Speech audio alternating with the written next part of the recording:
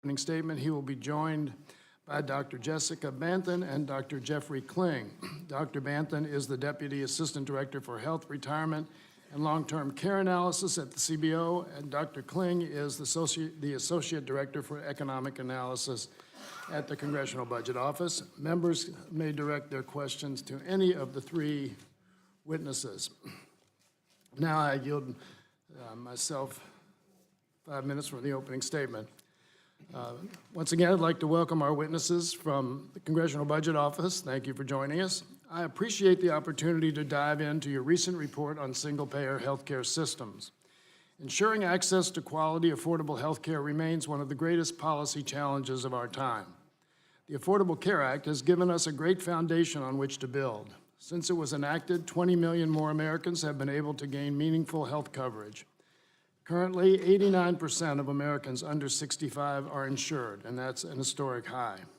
But even with these dramatic gains, 30 million Americans still live without health insurance.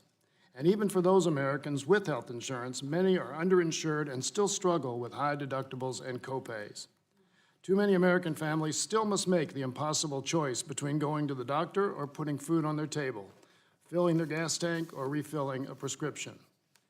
We cannot accept this tragic reality as the status quo. Progress must produce more progress, and we must begin to pursue the next wave of healthcare reforms.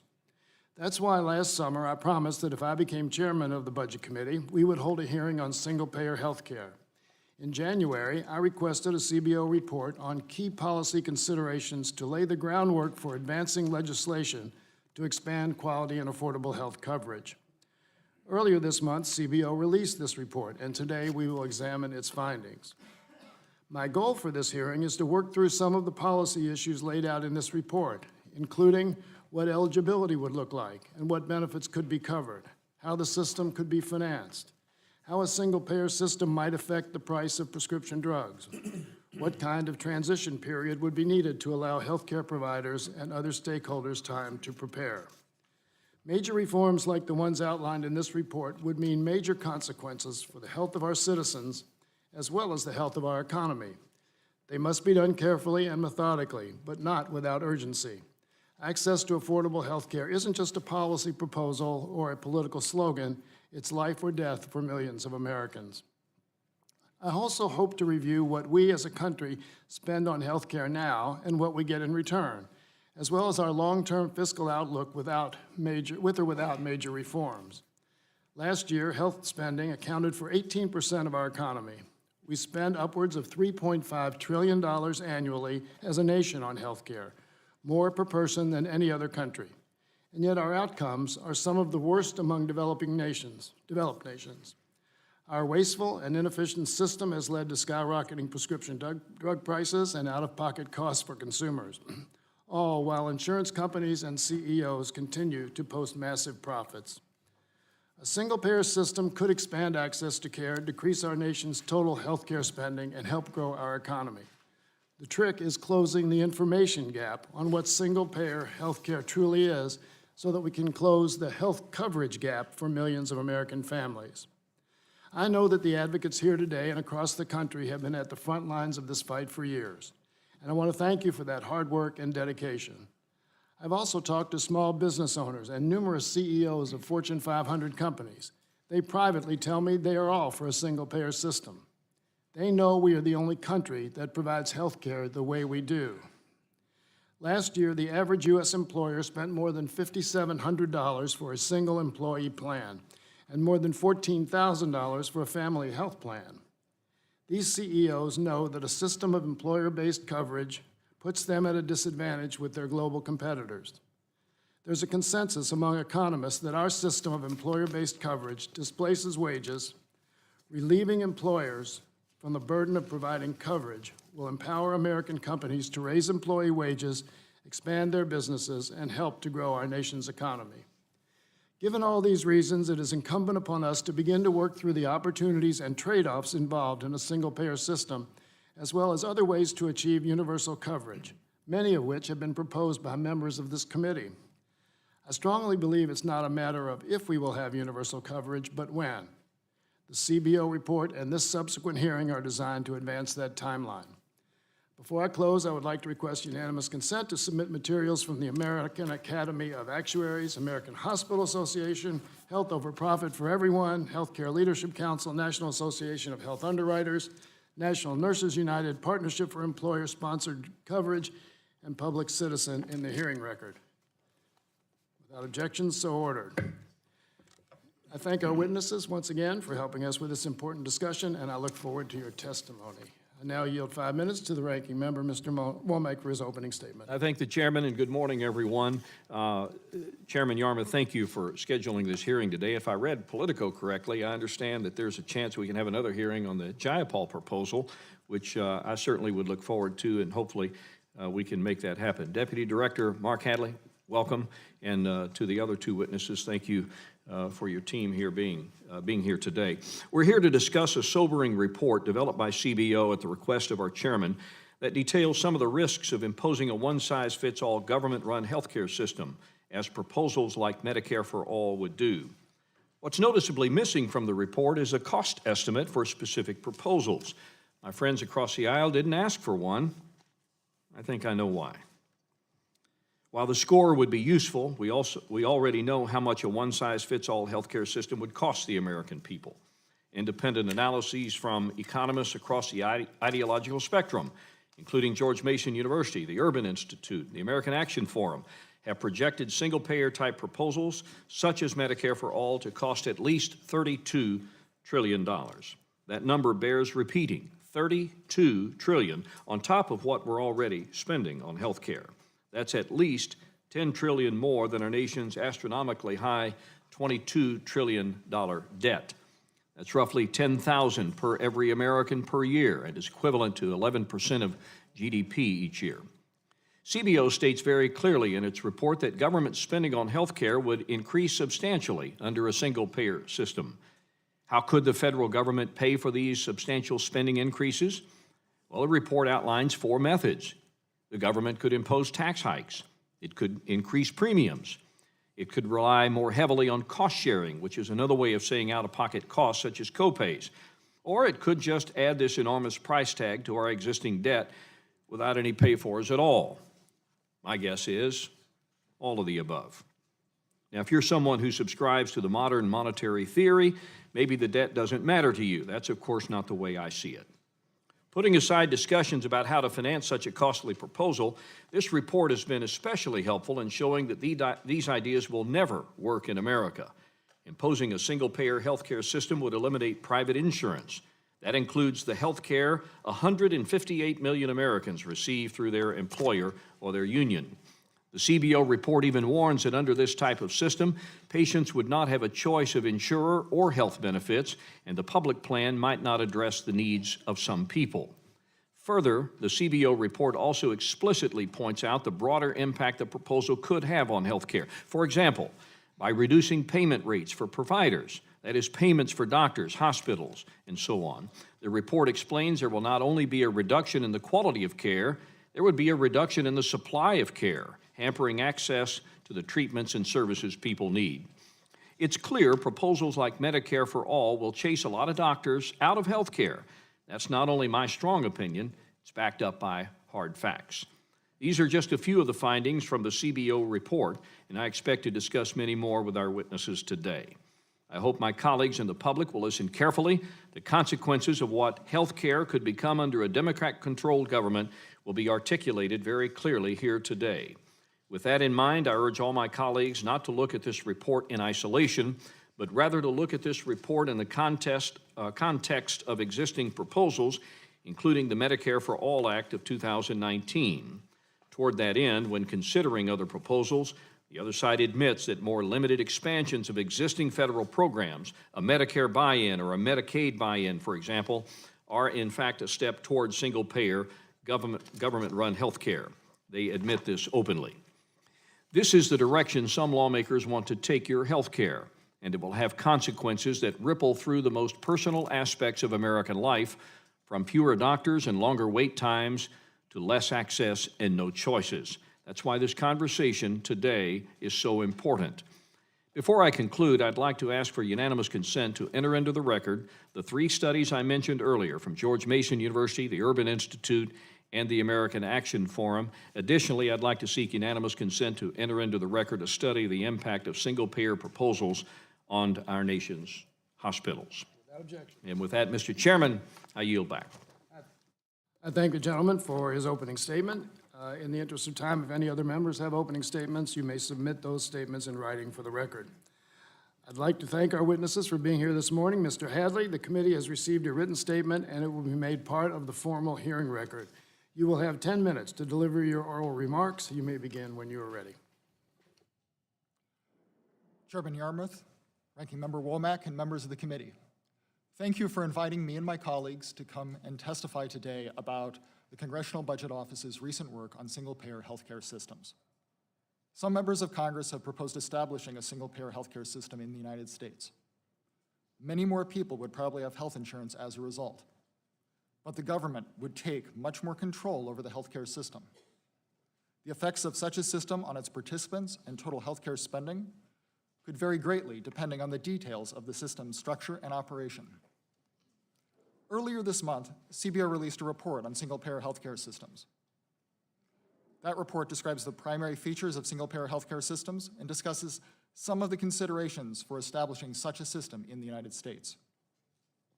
It represents our first step in a broader effort to support you as you consider the issue and build our capacity to estimate the cost of specific proposals. I want to convey two main points this morning. First, moving to a single-payer system would be a major undertaking. It would involve significant changes for all participants: individuals, providers, insurers, employers, and manufacturers of drugs and medical devices. Because healthcare spending currently accounts for 1/6 of the nation's economic activity, those changes could significantly affect the overall U.S. economy, and the transition toward a single-payer system could be complicated, challenging, and potentially disruptive. Second, to establish a single-payer system, lawmakers would need to make many decisions and would face complex trade-offs. The first figure in our report, which you have in front of you as a handout, identifies some of the major questions that would need to be answered. With the balance of my time, I will focus on 3 sets of issues that illustrate the complexities involved in designing a single-payer system. The first set of issues relates to coverage. In a single-payer system that achieved universal coverage, everyone eligible would receive health insurance coverage with a specified set of benefits regardless of their health status. People who currently have private insurance would enroll in a public plan. Under the current system, an average of 30 million people per month are projected to be uninsured in 2019. Most of those people are U.S. citizens and would be covered by a public plan under a single-payer system. Policymakers would have a lot of choices to make about how to extend coverage, particularly if each state administered a separate plan. One of those choices would be whether non-citizens who are not lawfully present would be eligible, 11 million people in 2019, and about half of them have insurance under the current system. The second set of issues relates to costs.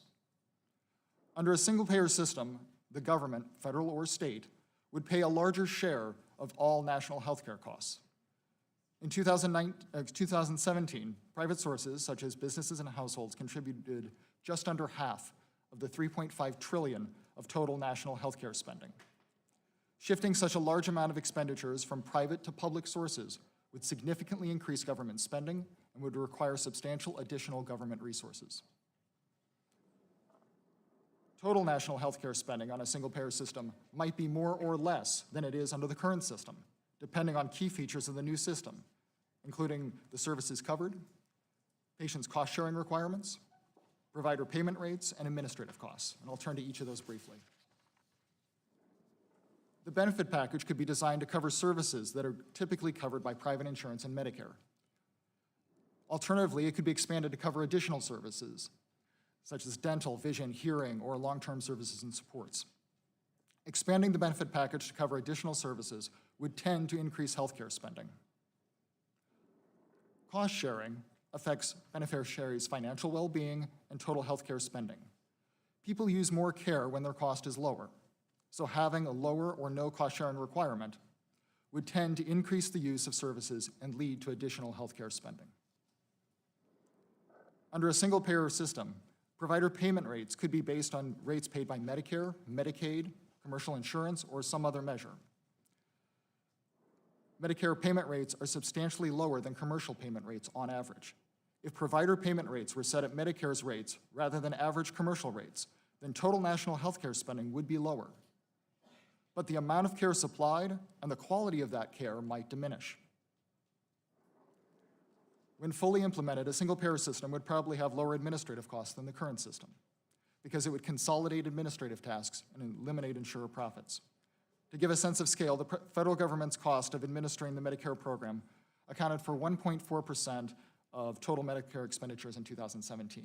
When you include the costs of the administrative costs of Medicare Advantage and Part D plans, total administrative costs for the Medicare program accounted for about 6% of its expenditures. By comparison, private insurers' administrative costs average about 12% in 2017. But other possible features of a single-payer system, including efforts to coordinate patient care and eliminate fraudulent spending, could add administrative costs. A single-payer system could affect the cost to providers and individuals in other ways. It could reduce the amount of uncompensated care, for example, and unlike private insurers, which can experience substantial enrollee turnover, a single-payer system would have no turnover. For that reason, a single-payer system would have a greater incentive to invest in preventative measures that have been shown to reduce costs. Whether the system would act on that incentive is unknown. The final set of issues relates to people's access to health care. An expansion of insurance coverage under a single-payer system would help more people receive more health care. People who are currently uninsured would receive coverage, and some people who already have coverage would use additional services, particularly if those had lower out-of-pocket costs. Whether the supply of providers would be adequate to meet the greater demand would depend on various components of the system. If the supply of services was not sufficient to meet the demand for care, patients would face increased wait times and reduced access to care. The government, however, could implement policies to encourage the provision of services, and in the longer run, providers might deliver more care more efficiently. Under a single-payer system, people who are currently covered by private insurance might have more providers available to choose from. Participants would not have a choice of insurer or health benefits, however. The public plan would provide the same set of healthcare services to everyone eligible, so it might not address the needs of some people. For example, the public plan might not be as quick to cover new treatments and new technologies as would a system of competing private insurers. Policymakers could try to design the single-payer system to mitigate such risks. As I said at the start of my testimony, CBO has worked to build our capacity to support this committee and the Congress as you consider these issues. We look forward to being helpful to you and your staff. My colleagues and I are happy to answer your questions. Thank you. Thank you, Mr. Hadley. I appreciate your testimony. And now we begin the question and answer period. And I now recognize the gentlelady from Connecticut, Ms. DeLauro, for 5 minutes. Thank you very much, Mr. Chairman, and thank our panel and our speaker this morning. I think it's fair to say that the shared goal of my Democratic colleagues on health care is looking at the way in which we achieve universal health coverage in the U.S. Now, we do have several iterations. The one that I've introduced is Medicare for America, which ensures universal, affordable, high-quality health coverage by building both on Medicare and Medicaid, and to expand that covered benefits and services. Under the current system, healthcare benefits are largely dependent on your zip code, and Medicare, what we try to do is to fix that in this legislation. Universal coverage needs to include long-term services and support, because we've got millions of Americans who live with disabilities and those taking care of an aging loved one. So we can't keep long-term services and supports separate from our healthcare system. A third, what we try to do is to achieve the universal coverage through a combination of individuals and employers choosing a Medicare for America, auto-enrolling Americans at birth, and the uninsured into Medicare for America and employer-sponsored insurance. We look at trying to bring costs down for families, Premiums cost no more than 8% of individuals' or households' monthly income.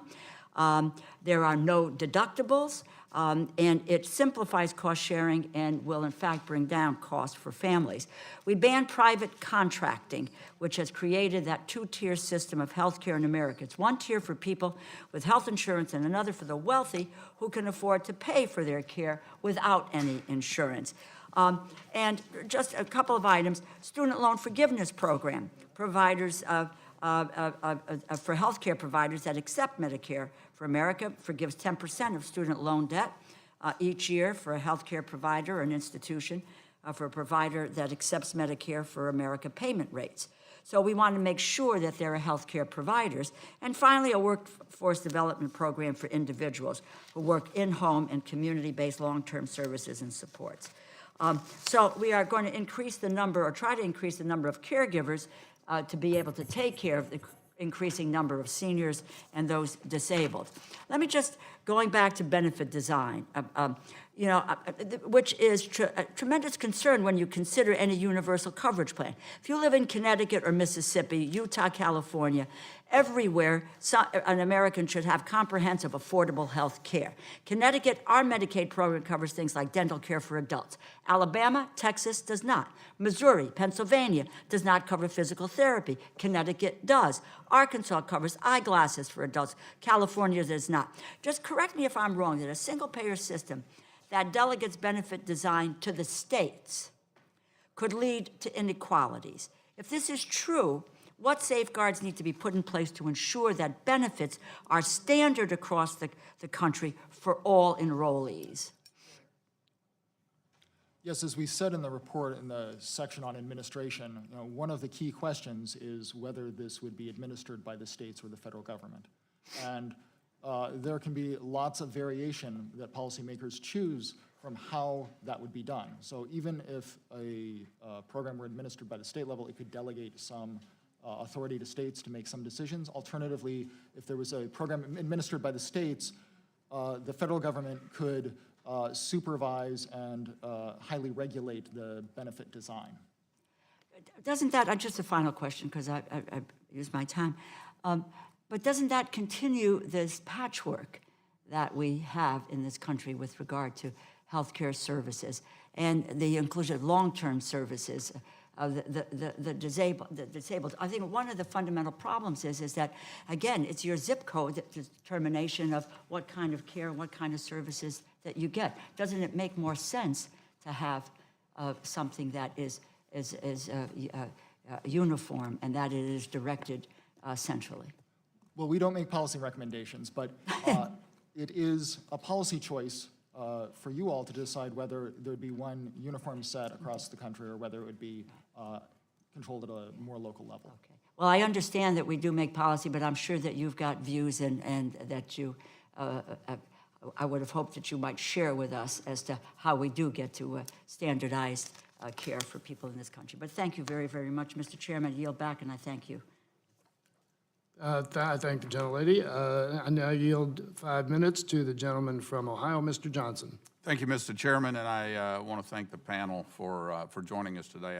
I appreciate the opportunity to move past the, quote, free health care tagline and talk about the actual reality of implementing Medicare for all. I'm an IT guy, spent 30 years in information technology before coming to Congress. Mr. Hadley, in your report, you describe a standardized IT system that implements portable electronic medical records. So question number one, in the U.S., we have a lot of different health IT systems that would have to be merged together to achieve a standardized system. Would this be similar to what the VA and DOD are trying to do today?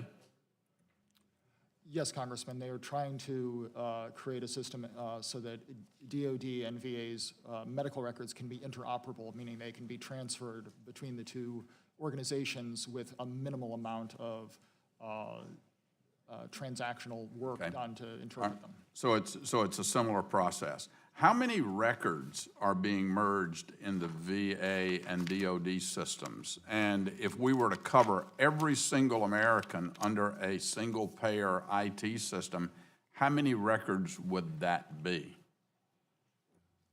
I don't have the exact number of the records at VA that are being merged, but if we were covering the entire United States, it would be, the population's 329 million people, substantially more than are covered by the VA and DoD. Well, I have the number here for you. It's about 18 million records is what the VA and DoD is doing. It's my understanding that since 2011, the VA and DoD have been attempting to merge their electronic health records with a 10-year estimated cost of $16.1 billion.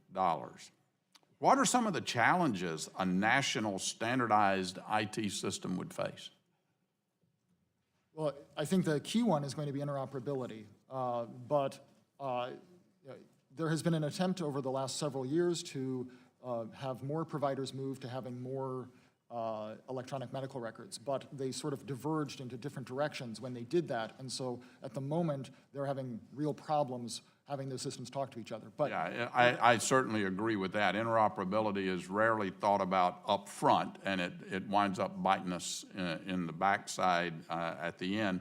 Do you have any idea on cost? I mean, if the VA is spending $16.1 billion over 10 years for 18 million records, you got any idea what a cost of a standardized system to cover everybody in this country would be? I don't at this time. The kind of the system that you're describing would be similar to the one that is in Taiwan, but there are many countries that don't have a fully developed system that is similar to that one. Okay, let's talk about security a little bit. You know, if such a system were implemented, would the security of the databases and the networks that house such a system and records, would that be a concern for you? Yes, absolutely. And I expect the government would invest heavily in trying to protect those systems. Okay. Is there a precedent for large-scale government data breaches in government-run databases? Yes, Congressman. Okay, yeah, because we saw that in 2015, both OPM and VA experienced data breaches, which exposed an estimated 22 million and 26.5 million people's personal data, respectively. Is it necessary for the government to manage all of the electronic health records? No. Run a system of this size? It could be run in different ways. It could be a simpler design of electronic records. So, for example, it could be more like a billing system, such as we see it with Medicare fee-for-service. Okay. What would happen if there was no central database? You talk about interoperability, and we saw early on in the journey for an electronic health record the lack of interoperability and how that was being such a negative around our healthcare community. Would if there was no central database with all the problems of cost and security and interoperability that we just described, would quality of care decrease in such a system? Well, so yes, I think you'd be foregoing some of the benefits you might get from such a system, and those would include patient care coordination, but also eliminating duplicative services. You know, one of the things, and I'll wrap up here, Mr. Chairman, one of the things that is widely known by IT professionals is that the life cycle cost of a system is one number. 75% of that life cycle cost is in operations and maintenance. The easy part, believe it or not, as complicated as this is, the easy part is the upfront part of designing and implementing. 75% of the cost is in the operations and maintenance. And I submit that it is a monstrous cost to do what we're talking about here. Thanks, Mr. Hadley. Gentleman's time has expired. I now recognize the gentleman from Massachusetts, Mr. Moulton, for 5 minutes. Mr. Chairman, healthcare is a human right. Everyone in America deserves good, affordable healthcare. And we all know that that is not the case today.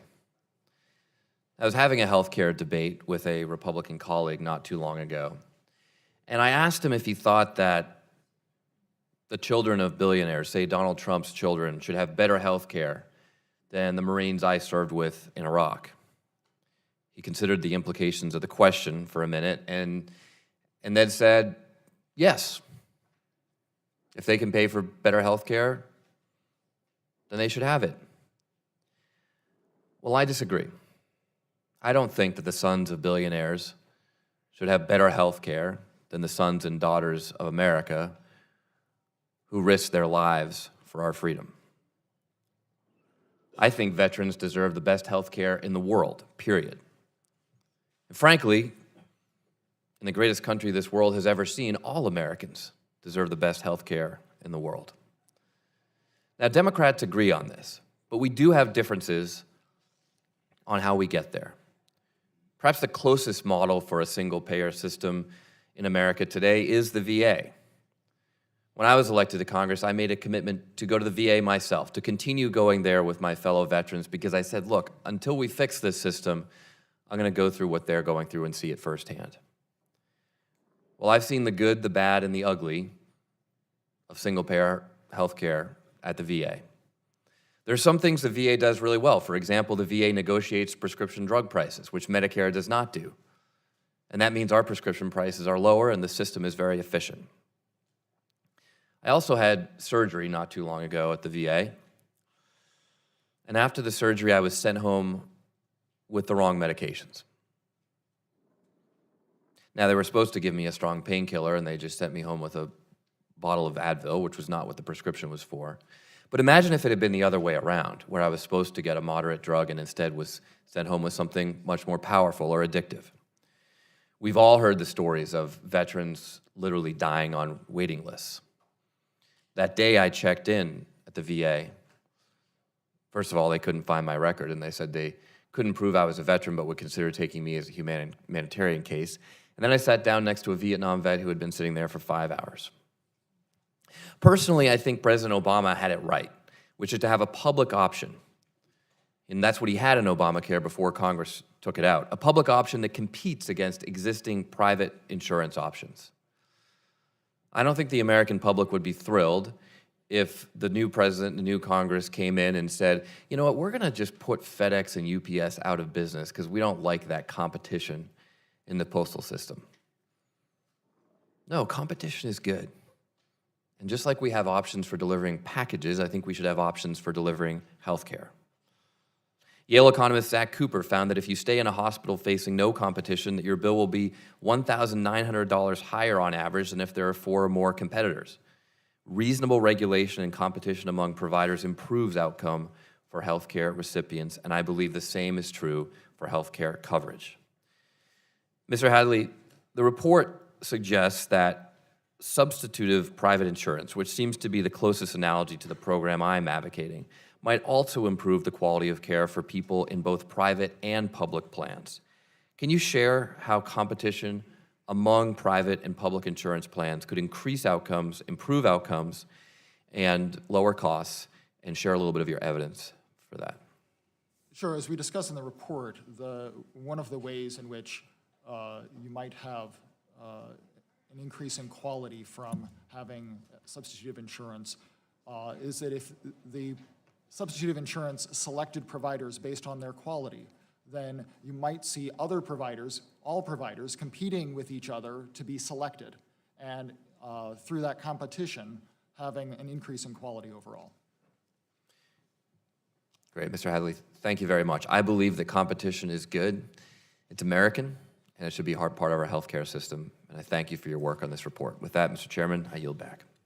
Gentleman's time has expired. I now recognize the gentleman from Texas, Mr. Flores, for 5 minutes. Thank you, Chairman Yarmuth and Republican Leader Womack, for holding today's important hearing to discuss what the government takeover of America's healthcare system would look like for hardworking American families.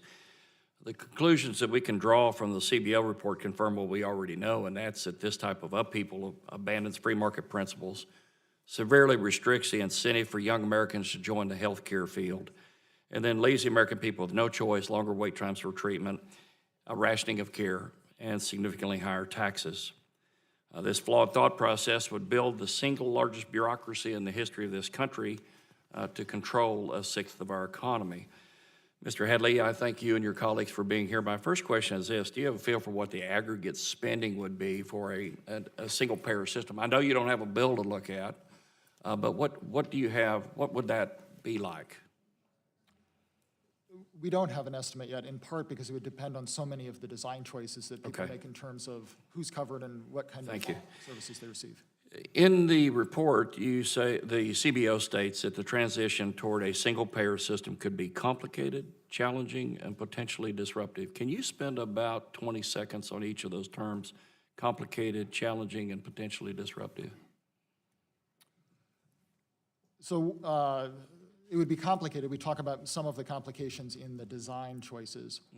But in the transition, particularly if you were moving so many people from one insurance plan to another, there would be an initial upheaval as you tried to reassign all of those people and get them enrolled in the new plan. In terms of disruption, depending on the payment rates and the services that are covered, there would be shifts in the economy for who would be employed, and there would be shifts in the demand for different goods and services, and so it would affect the overall economy as well. If you look at the, we just heard some comments about the VA. It was called the good, the bad, the ugly, and one of the single largest set of issues that we have to deal with in constituent services back in the district are VA claims. And so the VA takes care of roughly 9 million Americans. It has a bureaucracy of about 378,000 federal employees to do that. So the ratio of beneficiaries to federal employees is about 1 to 24. If we were to use that same ratio to cover 372 million Americans, would that imply, that implies a federal bureaucracy of about 16 million people compared to the Department of Defense, which is the currently largest federal agency with 2 million people. What is the accurate number of bureaucrats we'd be looking to hire to take care of Americans' health care? Again, I don't have an answer for that, in part because we don't know how the system would change from the if you look back in history, in 2017, the total healthcare spending was $3.5 trillion, all in.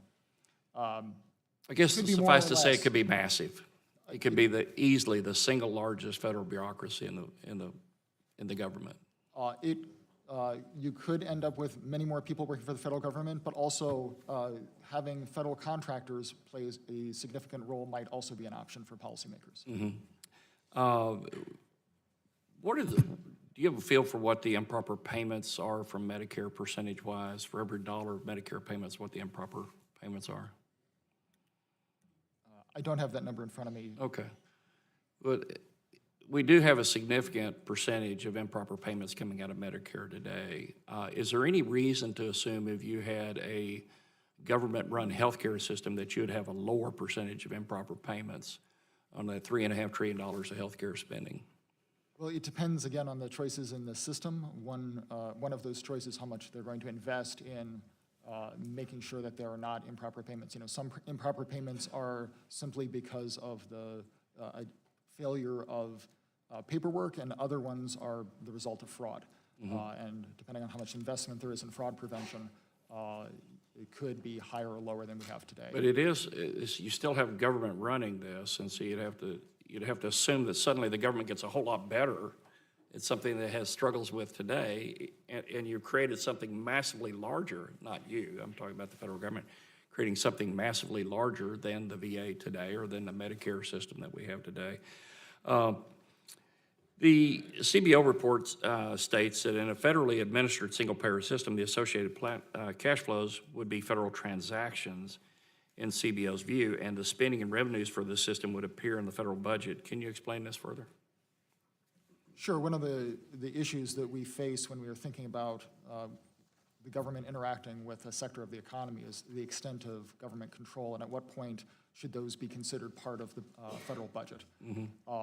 Under a single-payer system, it is clear that those would be governmental, and to the extent that it is administered at the federal level, then there'd be no question that all of those are federal payments. So all of the spending that would occur from such a system would show as federal spending, and then depending on the financing that's used to help pay for that, those would also show. I want to be respectful of my colleagues' times. I'll submit all the rest of my questions supplementally, and you can answer them supplementally.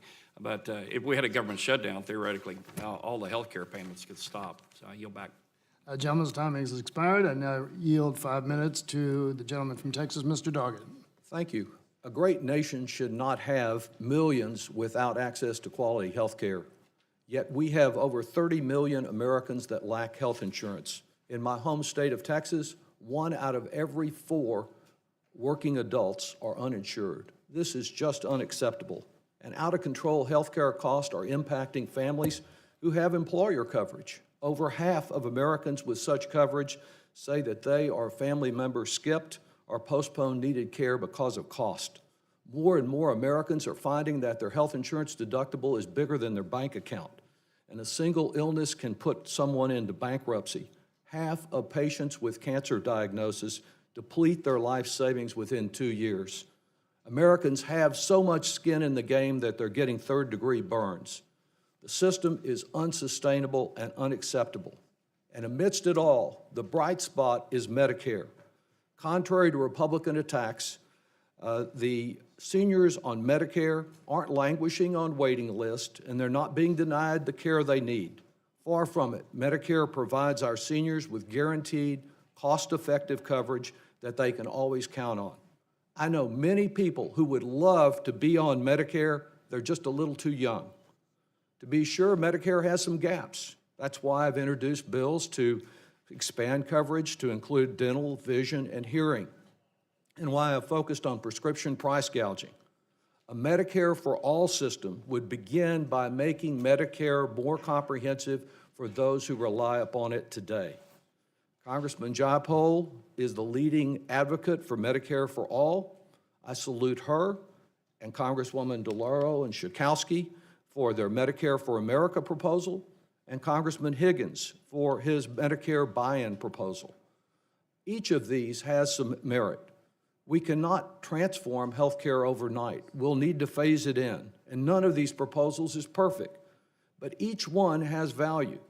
Since efforts to improve the Affordable Care Act have been blocked for 8 long years, we need to move expeditiously to achieve universal coverage. A single-payer Medicare for All program would be a highly effective means of accomplishing this goal.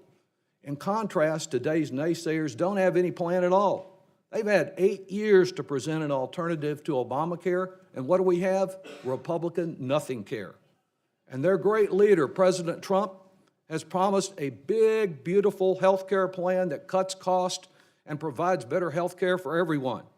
But wait, that's the same plan in almost the same words that he offered in 2016 before he began attacking protection for pre-existing conditions. And now he says he has a secret plan that must remain under wraps until after he's reelected. A translation of the attacks that these Republicans are making on Medicare for All amounts to this: Democrats want to take over your health care coverage and make it as bad as Medicare is today. Well, I know a lot of Americans who say, throw us into that Medicare briar patch. Here in the Budget Committee, we're certainly concerned about a sustainable system. There is no free lunch. The cost projected for our current health care system is $50 trillion over the next decade. We're paying that bill. It's a question of how we pay for it and how we get quality services for it. Mr. Hadley, is it true that the government is already paying for most of the health care spending in the United States? Yes, in 2017, the private sector contributed And just doesn't over half. the report that you've given us explain how a Medicare for All system could be financed more progressively than what we have today? With more progressive financing, isn't there a potential for many middle-class and low-income working people to actually pay less for Medicare for All than they do today for insurance through their employer? Yes, depending on the design of the system, you could Thank change you. how progressive it is. As chairman of the House Ways and Means Committee Health Subcommittee, I've been particularly focused on the high cost of prescription drugs.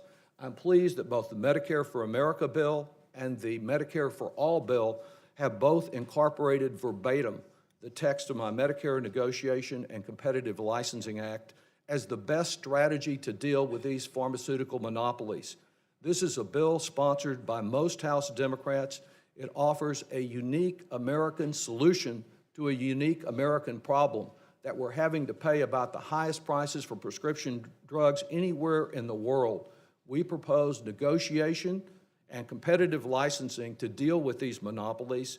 It's essential that the Congress move forward on that this year and that it be included to deal with one of the most pressing health care problems our families face today. And I yield back. Gentleman's time has expired. I now yield 5 minutes to the gentleman from Utah, Mr. Stewart.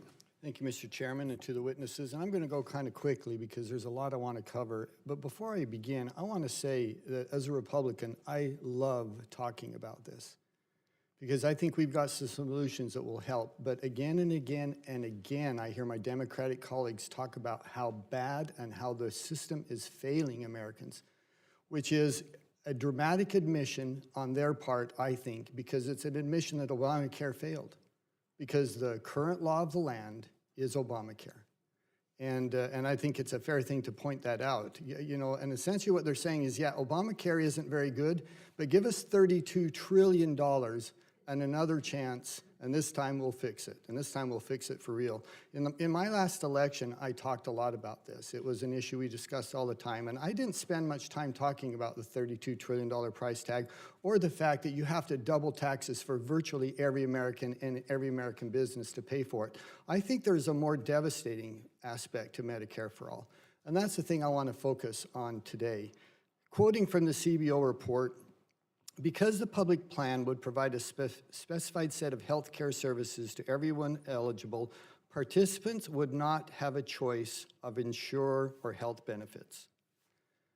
Something like 60%, I think it depends on who you talk to, but it's close. 60% of Americans get their insurance from a private insurance now. They're possessive of that. They should be. They want to protect their choice and their option of providing and buying a private plan.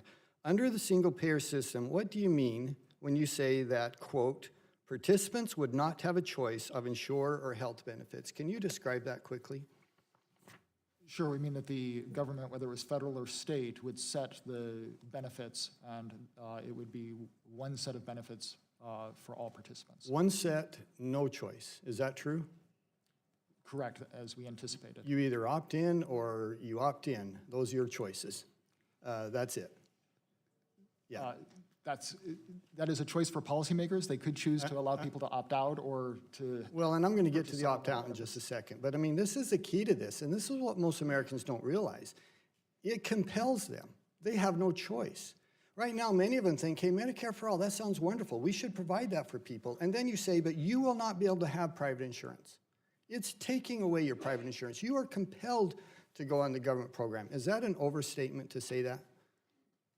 Well, it depends on the design of the system, but Right, but under the Medicare for All proposal, as we understand it now, you would have one set of benefits from the government. thank you. Okay, thank you.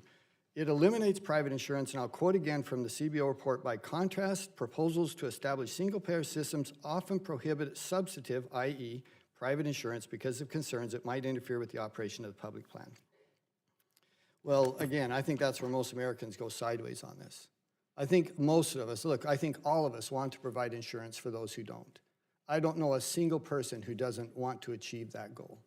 But I also know that something like 60% of Americans don't want to lose their private insurance and don't want to be held outside of the law if they were to choose to do that. Now, let's suppose that they did, and this is my second point. Quoting again from the CBO report, because some nations do allow them to opt out, but here's what happens. The rich opt out and buy private insurance and leave the rest of us to suffer under the government program. Quoting CBO report, in England, private insurance gives people access to private providers, faster access to care, or coverage for complementary or alternative therapies, which the government doesn't cover, but participants must pay for it separately, in addition to paying for their individual required tax contributions to the NHS. So let me ask you this. This is a blazingly obvious question, but I want it on the record. If you provide for people to opt out, after you've raised their taxes and doubled them in order to pay for it, who's going to be able to afford to do that? If they were required to pay those taxes and they were also then required to purchase insurance separately, then it would eliminate a lot of people from being able to purchase that kind of Except for the elites and the wealthy. Is that true? Is that an overstatement, do you think? I don't know about the elites, but I'll go with the wealthy. Okay, that sounds fair. Look, under a single-payer system, using England as a model, you do have the rich opt out. That's clear.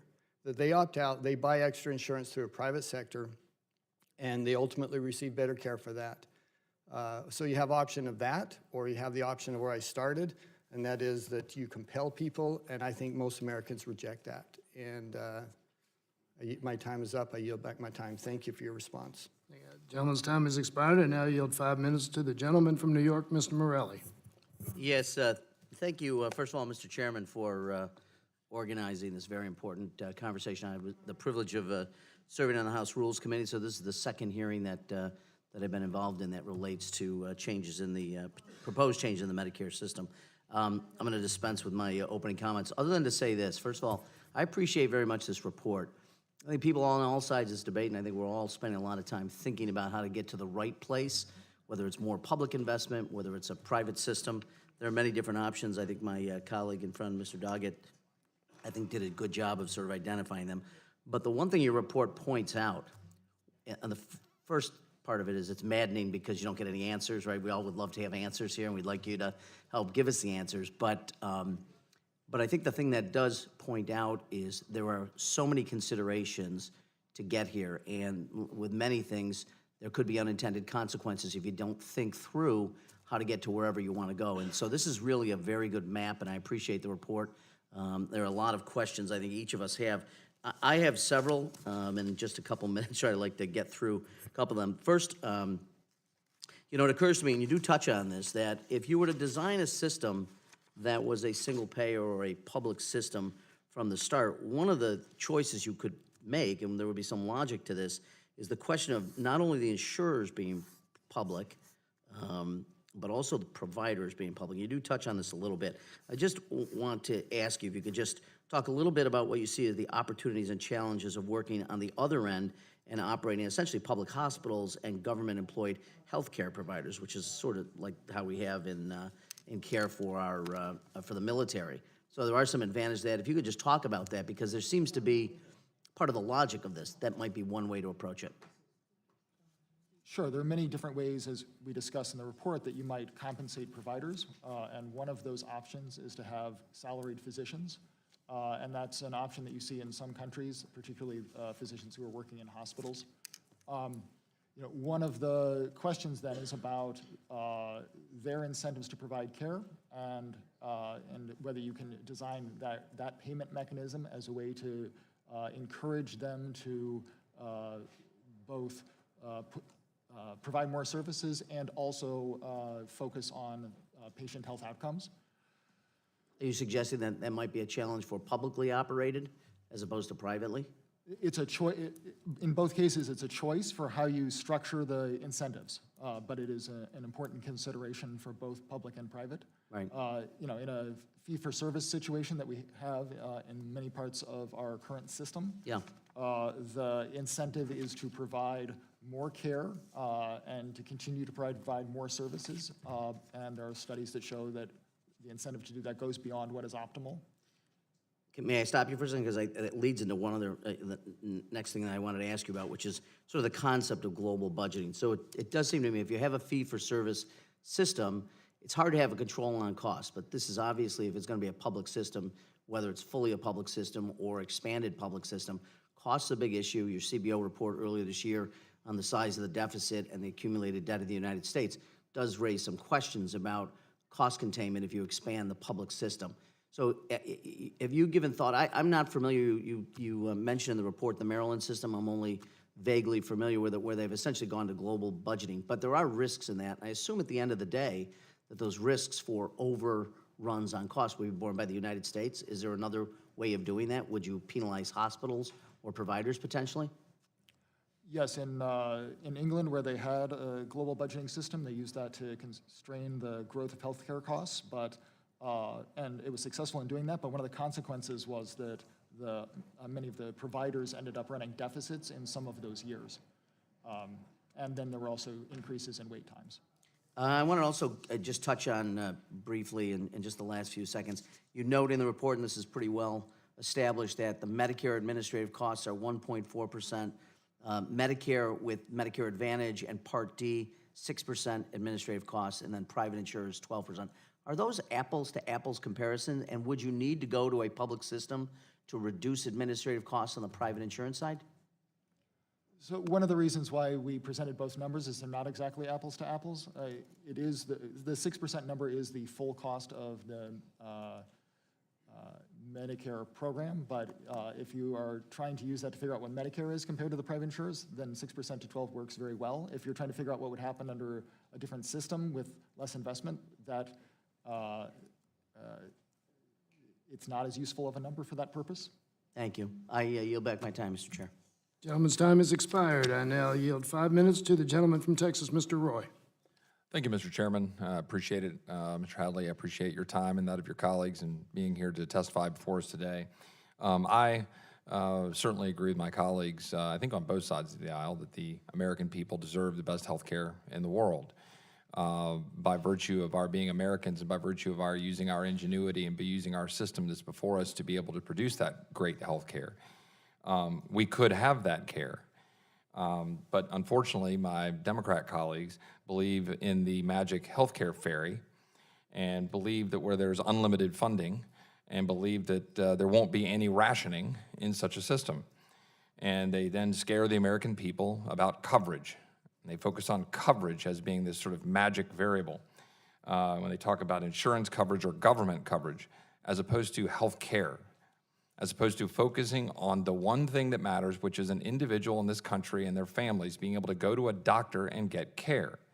And that is going to happen much more effectively if we drive down the cost of care and increase the one-to-one relationship between doctors and patients, instead of focusing all of our time on government bureaucracies and, frankly, with all due respect, insurance bureaucracies, in which the system we have today is essentially single-payer health care being managed by insurance companies ineffectively and inefficiently by government strangulation by regulation. I love that my Democrat colleagues are racing to push for health care reform. I haven't met yet, especially Senate Democrat candidates for president who are now racing for Medicare for all, universal coverage, VA for all, whatever branding they want to come up with, on the back 10 years into a system created by Democrats that apparently isn't doing very well and therefore needs a new system. Mr. Hadley, let me ask you a question. Where in the Constitution is the phrase dental plan found? It's not. How about prescription drugs? No. Standard of care? No. Copay? No. Right. And so my question here is when we're talking about my colleague that was talking about states and talking about how we weren't going to allow states to be able to provide and make decisions that are best for the people in their home states, this question came up about, how we need a standard of care nationwide. And my point is just simply this: how many people are in the United States, roughly? Roughly 329 million. Right. How many in Texas, I don't have that. About 28 million. How many in California? About 40 million. And people talk about comparing systems. How many are in Singapore? It's about 6 million. How many are in Switzerland? 7 or 8 million, right? We're comparing apples and oranges around the world when we're trying to compare one healthcare system to another. And our system was designed to be a federalist system where we can have differences of opinion, where we can have healthcare systems that vary state to state. And let's take Texas. Texas is very different than Maine. My colleague, Mr. Doggett, he knows that very well, right? How many people of the current uninsured population are people who are present in the United States illegally? What estimate do you all have for that? Could you repeat the question? How many people of the people who are of the uninsured population in the United States are people who are present illegally in the United States? Roughly 6 million. Okay. And I've seen different numbers of ranging up to 30% of those who are uninsured, that number, et cetera. It is a sizable piece of the pie, and particularly in a state like, say, Texas or California that have heavy populations of those who are present illegally. Is that true? Yeah, as I said in the opening statement, there are roughly 11 million people who are here unlawfully, and about half of them have health insurance. The component of the in slide 3, on the backside of your handout, Yep. we walk through the components of who the uninsured are, and my colleague, Dr. Bantham, can speak to those. Well, without going deeply into that, just because of my limited time, I just wanted to highlight the fact that states vary. We have different populations. And I would just add that a significant portion, for example, in Texas, when we talk about the uninsured, part of the reason we have a significant uninsured population problem is that we have a significant number of illegals illegally present in the United States in Texas because this body refuses to do its job to secure the border. Let me ask a couple more quick questions, limited time I have left. Is it true that the report states that under a single-payer system, if the number of providers was not sufficient to meet demand, patients might face increased wait times and reduced access to care? Yes. Would you agree with the following numbers? According to analysis done by the Fraser Institute, in wait times in Canada, a single-payer system is 8.7 weeks for a specialist after referral from a general practitioner. The analysis stated wait times of 4.3 weeks for a CT scan, 10.6 weeks for an MRI scan, 3.9 weeks for an ultrasound. Those sound right? My colleagues are more familiar with those numbers than I am, but sort of to characterize generally, in the United States, we have lower wait times for specialists and elective surgeries than in other countries. When I was diagnosed with cancer, I got treatment within 10 days of the time I got cancer treatment. Thank you. Gentleman's time has expired. I now recognize the gentleman from Nevada, Mr. Horsford, for 5 minutes. Thank you very much, Mr. Chairman, for giving us this opportunity to discuss this very critical issue. I want to be clear. I support universal access to health care, and I am committed to working with my colleagues to achieve this goal. I commend my colleague, Congresswoman Jayapal, for her work and advocacy for her Medicare for All proposal and the many other proposals that a number of my colleagues have offered. I believe that we must work together to protect health care coverage for individuals who like their current health care plans, expand coverage for Americans who still need it, and to bring down health care costs for everyone. I want to just get to a number of the questions that I believe have to be answered in order for us to ever reach a single-payer system. First, though the Affordable Care Act has played a significant role in ensuring many more Americans, particularly through Medicaid expansion, the Congressional Budget Office estimates that 29 million Americans were still uninsured in 2018, 11% of U.S. residents under age 65. My home state of Nevada was one of the first states to expand Medicaid under the Affordable Care Act. In fact, my governor at the time, Governor Brian Sandoval, was the first Republican governor in the nation to expand Medicaid.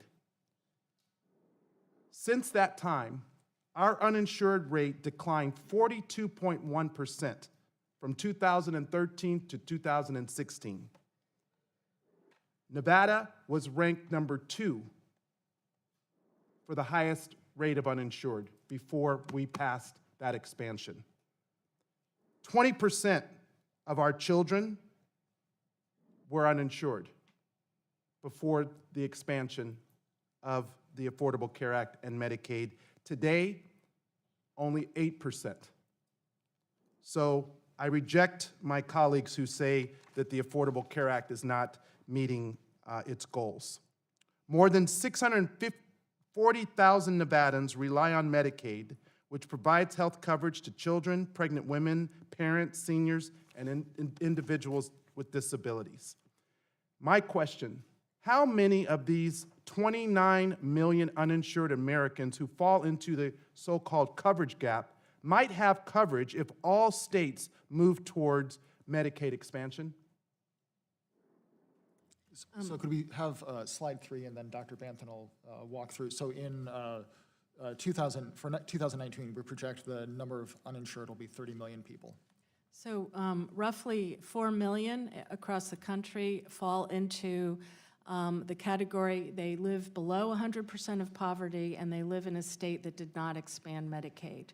And why those states choose to deny their residents coverage is beyond me. Employer-sponsored health care benefits were achieved through a long and rich history of collective bargaining.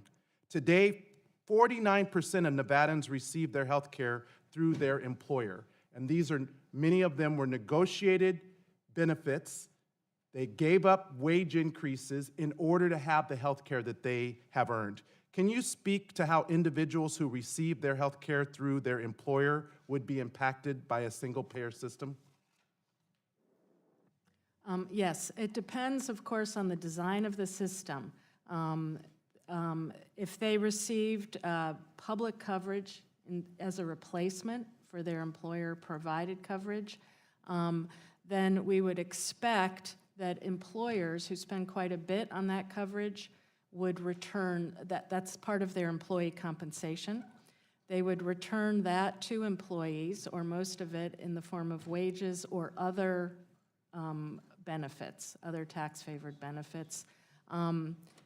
But we would have to analyze the full effect of that change because employees may then, of course, face higher taxes to pay for the national health insurance.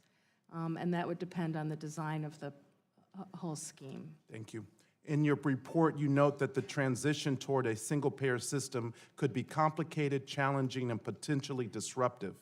Healthcare spending in the United States currently accounts for about 1/6 of the nation's GDP. Those changes could significantly affect the overall U.S. economy. What factors should we take into consideration in order to avoid a major disruption from occurring within our healthcare market? So some of the questions about how you would get there depend critically on where you're trying to get to. And so the design of the plan, how you want it to be structured in terms of who's covered, what services they would receive are critically important, and how you're going to compensate providers. Another question then is who is it that you're most concerned about disrupting?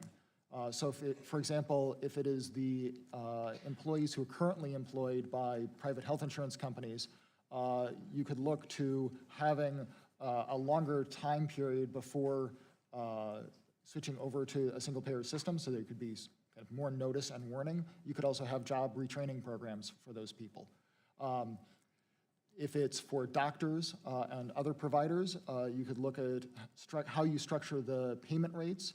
You could, for example, bring down payment rates kind of only to the level that has been brought down by the administrative savings that they're facing, because they're only dealing with one payer, as opposed to the current system where they're dealing with many payers. Gentleman's time has expired, and now yield 5 minutes to the gentleman from Pennsylvania, Mr. Muser. Thank you, Mr. Chairman. Thank you, Colonel Womack, and thank you, Mr. Hadley and the Congressional Budget Office for being with us.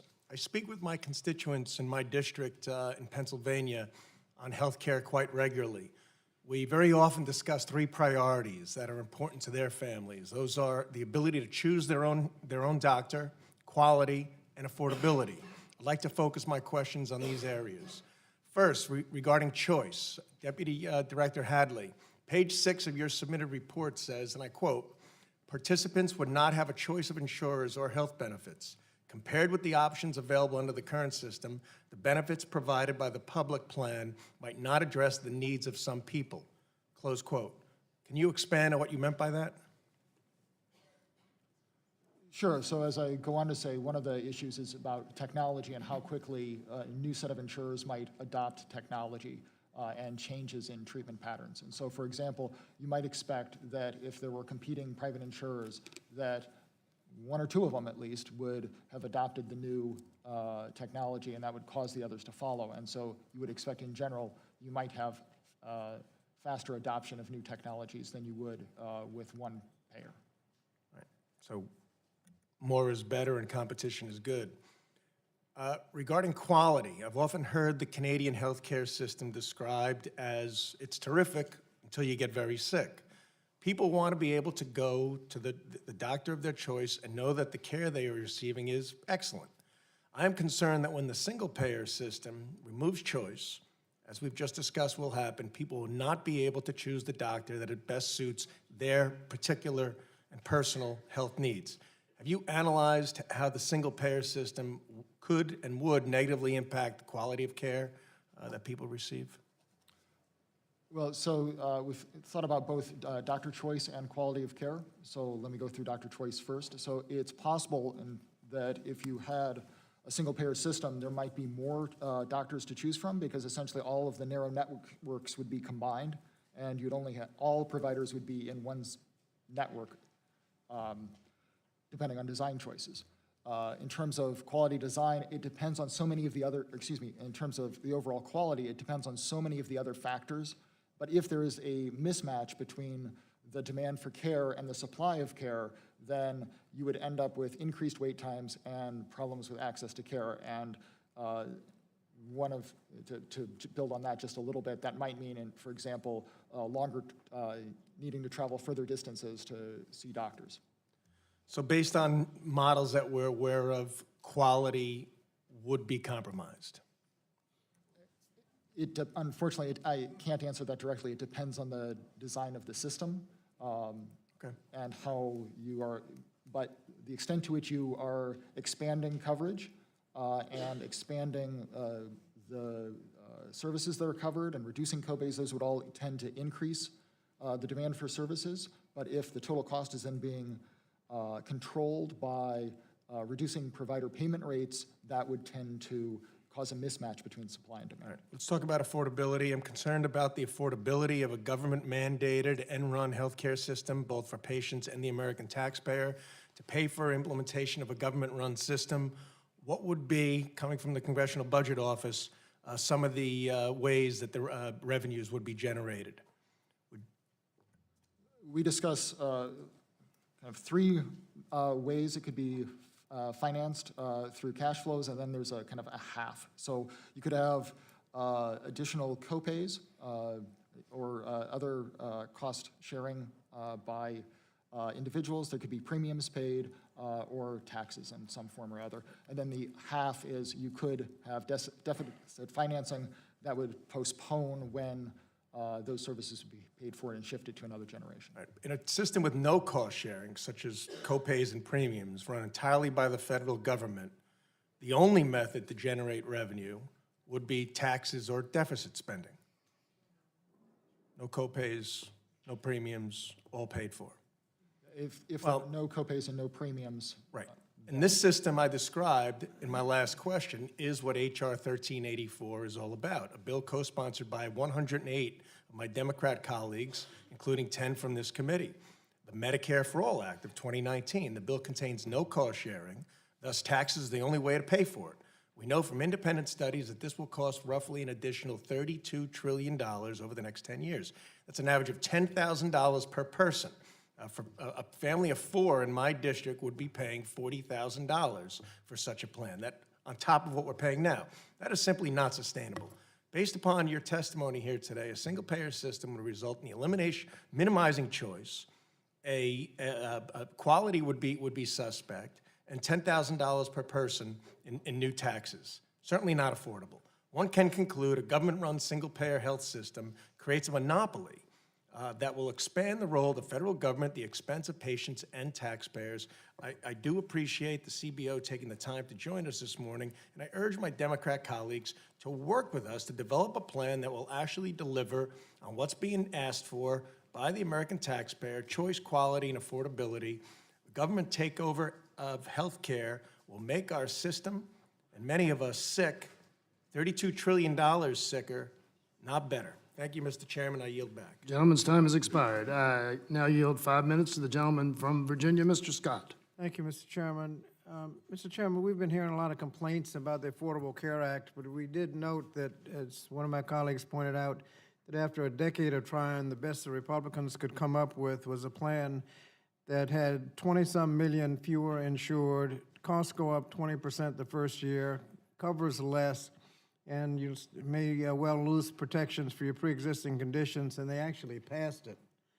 Let me ask a series of questions, if I can get as many in as I can. We just heard that this Medicare for All will cost an additional $32 million.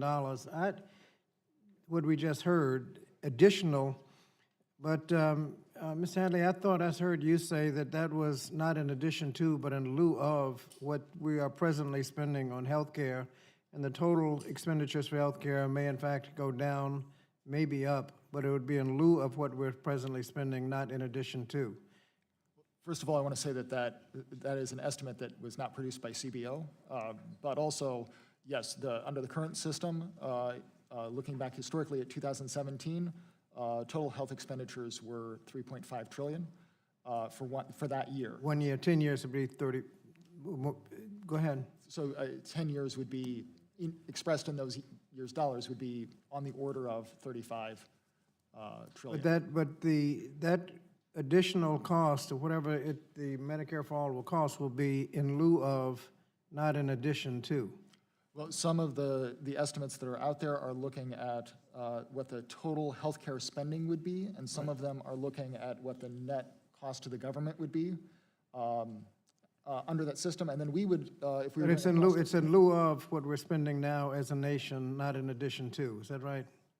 That's correct. Okay, now, we've had, you mentioned less administrative expenses under a Medicare for All. Medicare, as I understand you said, was 1.4% administrative, just Medicare itself, and private sector was 12%. Is that what you said? The federal government's cost for Medicare was 1.4%, Okay. but when you include Medicare Advantage and Part D, Well, it's 6%. just what the government had control over, it was 1.4. Now, we also heard that there are a lot of improper expenditures under Medicare, and does the private sector have any improper expenses? Yes. Okay.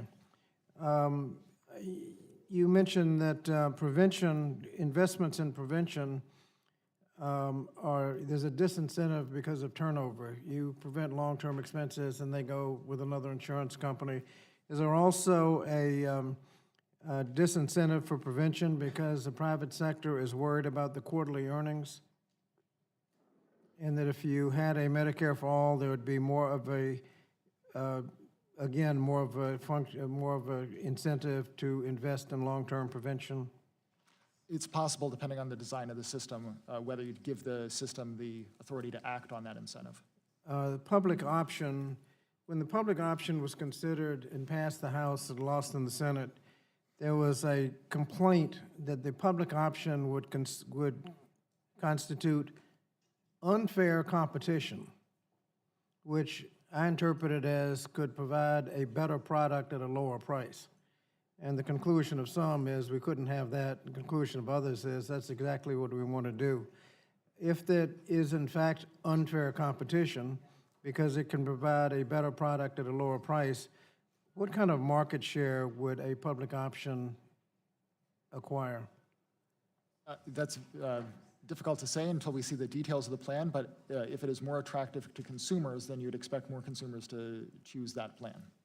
And if we had that public option and people could get the benefits of the public plan, would it be necessary to eliminate private insurance? No, you could have a public option in the context of a multi-payer system. And you could essentially get most of the benefits of a Medicare for All, even allowing the existence of private plans so long as he didn't let them underwrite and cherry pick. Is that right? So you would keep some of the elements of a multi-payer plan, meaning you'd still have to worry about things like selective enrollment and the competition among insurers and stability. But you could have a plan that provided benefits to more people and achieve closer to universal coverage that way. And what would be the effect on Medicare for All on the ability to control costs? So we haven't analyzed the specific plan that is in legislation now, but through a single-payer system, you could have additional options that are very hard to pursue today under a multi-payer system. There would be some options that we discuss in the report that would become available. Utilization management and global budgets are two of them. But you would be better able to control costs going forward. Potentially, depending on the design of the system. Thank you. Gentleman's time has expired. And now recognize the gentleman from Oklahoma, Mr. Hearn, for 5 minutes. Mr. Chairman, Ranking Member Womack, thank you for being here today. To the witnesses, Director Hadley, I really appreciate your time.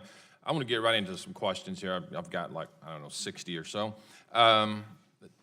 The Democrats didn't ask for a price on this when they put it in the plan. I've read through your report, highlighted and made tons of notes. But going to the extreme of single-payer system, no private option, what's the anticipated cost? Do you argue with the 32 trillion, or could it be more? All in. Surely you've looked. You're a budget office. Surely you've looked at everything's all in, owned by the government, no private option. But it still depends on the choices, the other design choices, such as cost sharing and critically how the providers are paid, right? So if cost sharing or if costs were controlled through payment rates to providers, it could bring down costs sort of in two ways, both the direct effect and also if there was a shortage of providers. So the narrative would be is that we would continue paying the providers less until we got to a point where we could afford it. Because I think you say in your report also that doctors, the reimbursement rates would go down, therefore the demand would overtake the supply, and doctors probably less likely to want to stay in a business where they're making less. And so then you also go on to state in the report that the government could step in and educate more doctors. So this is a gift that keeps on giving, where the government's more and more engaged in the process of making this work. So yes, graduate medical education and how that's funded is one of the key issues that we highlight in the report. And nobody's asked that question yet, by the way. Nobody's talked about how you're going to prop up the supply side.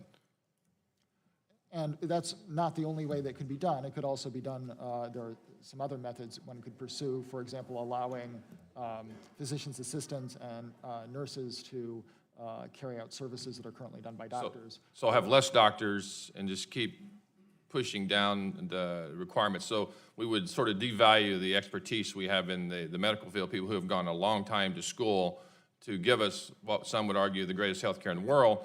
And I know our friends across the aisle argue that, but we have people coming from these great countries like Canada and Europe coming here to have specialized treatments done because, as my colleague from Texas said, they can get it done in a timely manner as opposed to possibly dying before those procedures could be done. I've spoken to people in England who have the two-tier system, and when they have these immediate needs, because they can't afford it, they go use the private insurance and not the national health insurance. That's right. In England, you can buy private insurance that helps have faster access to care. And much of that's provided through these evil companies that are allowing their employees to actually buy that private health care. Is that correct? Those are through public plan, or private plans, excuse me. We also in there, you state that, quote, single-payer system could force compliance through an existing automatic payroll withholdings and taxes. Is that right? That's correct. Sounds like an individual mandate that we had in Obamacare, that when was removed, people made the choice not to actually buy insurance. Nobody kicked them off. They just decided they didn't want to buy it anymore. Is that what you could see happen as well? So in the context of the single-payer system, what we were envisioning was that there would be taxes that would be withdrawn from the economy, not, but I see your point about a individual mandate. So I've got so many here, but you also said that in there that about rural hospitals and about taking over the hospitals. Is it true that one of the driving forces behind negative profit margins in many of the hospitals is due to reduced Medicare reimbursement rates? Yes, that's correct. That when the Affordable Care Act put in place a change in the way that those providers' payment rates are set, that it now includes an increase for the costs that they face and a decrease for the total level of productivity within the economy as a whole. I really appreciate your work in this, and again, I read the report a couple times. It's safe to say that socialized medicine is and always been the Democrats' end game since go all the way back to 2000, and we can go a lot farther back than that. A one-size-fits-all healthcare comes with an unbelievable price tag that we've seen through reports, $32 trillion on the low end of cost of estimates over 10 years. Even without expanding Medicare from its current role, the Medicare Hospital Insurance Trust Fund will be insolvent in 2026. I support putting programs like Medicare and Medicaid on a fiscal sustainable path so it will be available for current and future generations. If we cannot afford Medicare as is, why are the colleagues making empty promises to the American people we could afford Medicaid for all? The problem with Medicare for all is it's the exact same problem with socialism. The system collapses on itself. And I'd ask my colleagues to be truthful to the American people and don't be, I guess, overtaken by the empty promises that big government, that this is not Medicare for all, this is Medicare for none. Mr. Chairman, I yield back. Thank you. Gentleman's time has expired. I now yield 5 minutes to the gentleman from California, Mr. Khanna. Thank you, Mr. Chairman. Let me just commend your leadership for having this hearing and helping educate the committee members and the American public about Medicare for all. Mr. Hadley, do you believe Medicare for all is socialism? We haven't drawn a conclusion about socialism. That's Do you think anyone would pass Economics 101 if they gave that answer in any major university in this country? MIT or University of Chicago? I mean, I studied economics at University of Chicago. Do you think if someone in first-year economics wrote to a paper saying Medicare for all is socialism, that the great free market economists then would give them a passing grade? Well, CBO doesn't have its own definition of socialism, and socialism. Just given the economic definition, which is that you control the means of production, I mean, do you think that this is socialism under common economic definitions? Well, so it would involve more government control over one aspect of the economy. So you can't say that it's not socialism? No, we can't speak on it either way. Okay. I mean, I think 99% of the people with PhD economists in this country would say it's not socialism. As you know, the employer average premium is $12,951 of cost to an employer under the current healthcare system. Most economic studies show that the stagnation of our wages for the last 40 years are directly tied to increasing health premium costs. Can you speak to how much increase there would be on wages if employers weren't being burdened by the $12,951? Well, as my colleague can explain further, you'd expect a significant portion of that to be passed back to the employees. Yes, we would expect employers to pass back most of that in the form of other compensation or wages. However, employees would then face taxes related to the national health insurance. Do you think that one of the biggest things our country can do to deal with wage stagnation of the bottom 50% of income earners is to reduce the burden that employers have in premiums?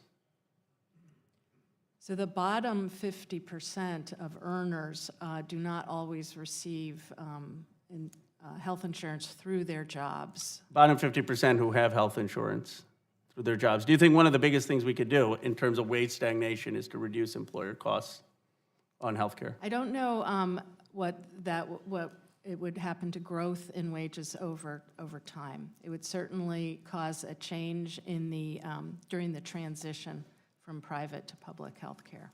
It would be a massive raise for most Americans. We would expect to see an increase in wages, but if the scheme were financed through payroll tax, they may not take all of that home in their paycheck. Sure, but even if it was financed through a payroll tax, it would be a net increase for most Americans, correct? I'm sorry, that would depend on the details of the tax system, sir. I mean, there's no way that a tax would be $13,000 on any economic study.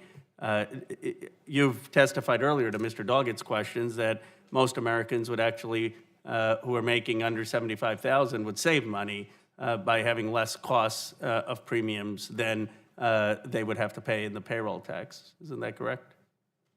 So I think what I said was that you could design a system that would be more progressive than the current system if you were considering what they're currently paying for healthcare as a tax. So, but that's really a choice that policymakers have in front of them, not a conclusion that we can draw about the choices that you've already made. But you could design a system, in your view, that the ordinary American who's watching this would pay less money in terms of the fee to the government than they currently are paying to healthcare, and they would get more money in their pockets in terms of increased wages. I mean, it's possible to design that system. It's possible to design a system that would do that for some people, yes. And most economists would not describe that as socialism. I mean, unless you believe that reducing people's costs and increasing their wages is socialism. You get the last word. No, they would not describe that as socialism. Thank you. Thank you. The gentleman's time has expired. Now yield 5 minutes to the gentleman from South Carolina, Mr. Norman. Thank you, Mr. Chairman. Mr. Hadley, thank you and your colleagues for coming. You know, the way to predict the future is look to the past. And, you know, I think we all remember during the Obama years, during Obamacare, the statement, you can keep your own physician. How'd that work out? not too well. I think we remember the statement, we're going to have reductions in our deductibles. How did that work out? Not too well. In my state of South Carolina, we've got that single mom who's supporting 2 or 3 children. Her premium skyrocketed 62%, not 15 to 12%, as I've heard. How did it work out when they promised lower deductibles? Not too good. Let's look at other countries that have, you can call it not socialism, but government-run systems in anything is pretty much socialism if you really look at it and get down to the bottom line. Let's look at Great Britain. Look at the shortages in physicians. 11,500 physicians short. 42,000 nurses short. Let's look at Canada. As Mr. Roy said, he had his treatment for cancer in 10 weeks. How does this Canadian system work out? Well, it took patients 8.7 weeks to see a specialist, 4.3 weeks to get a CT scan, 10.6 weeks to get an MRI scan, and 3.9 weeks to get an ultrasound. My son-in-law from Canada, when they had heart trouble, guess where he came? Not Canada. He came to the United States of America.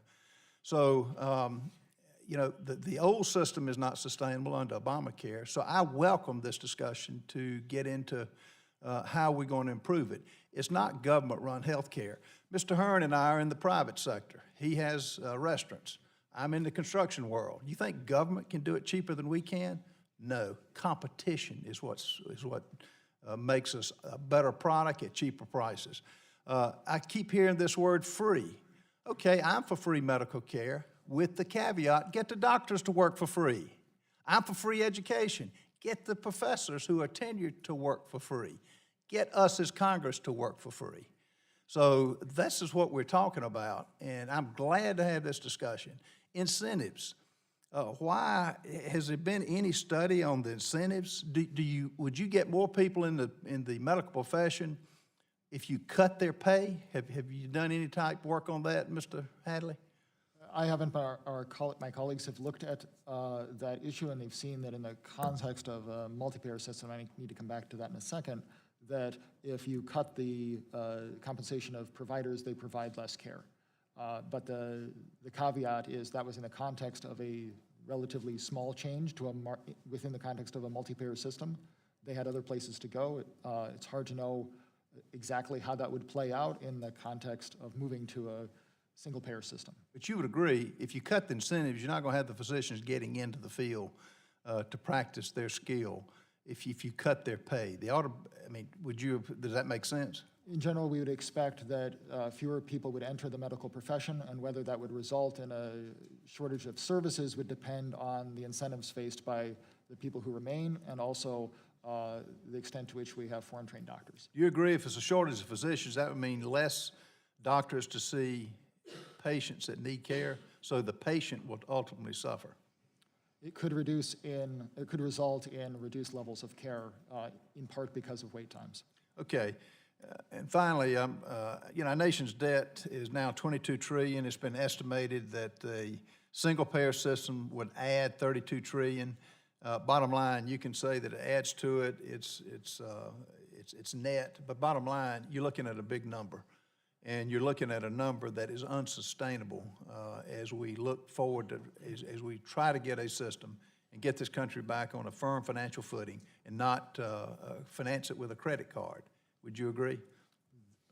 So 2 things. One, it would be a very large shift to move all of the private payments that are currently financing the healthcare system to become public payments, and that would require substantial additional government resources.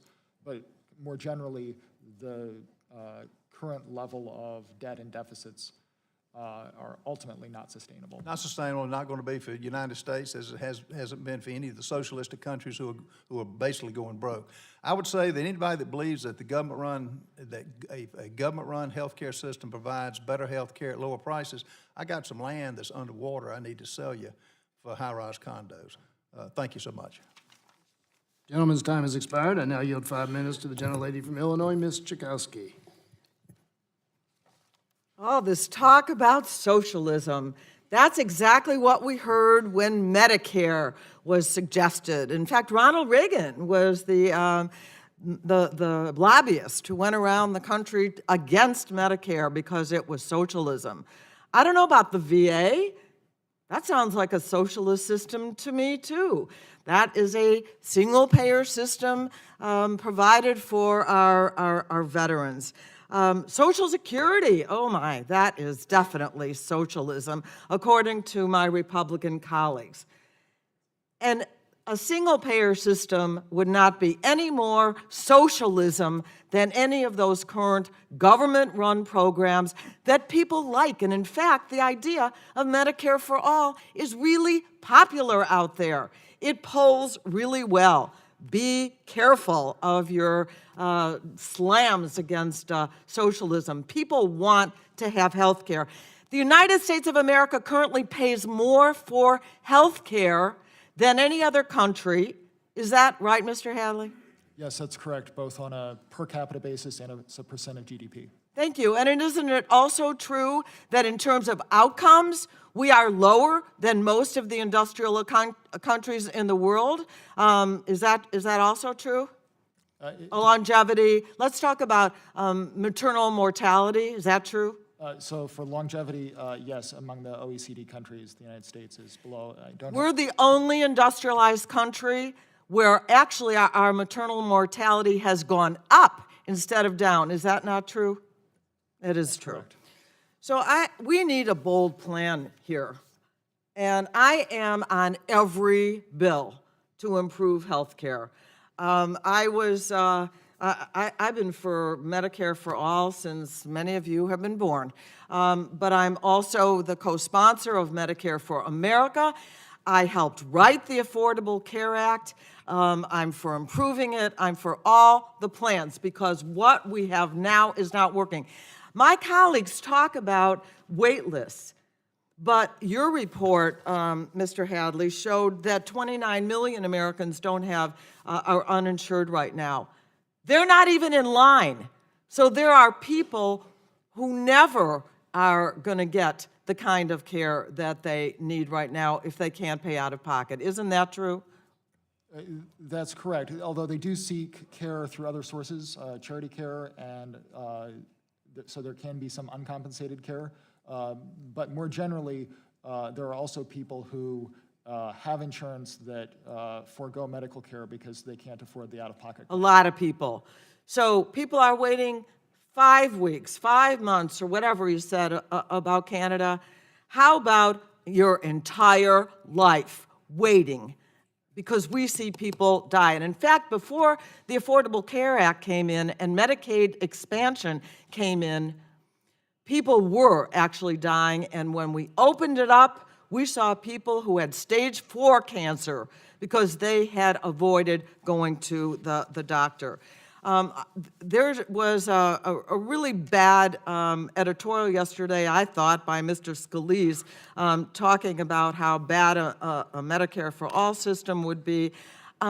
What effect would that have if we had Medicare for All on women's health care and the full range of reproductive services? Someone answer that?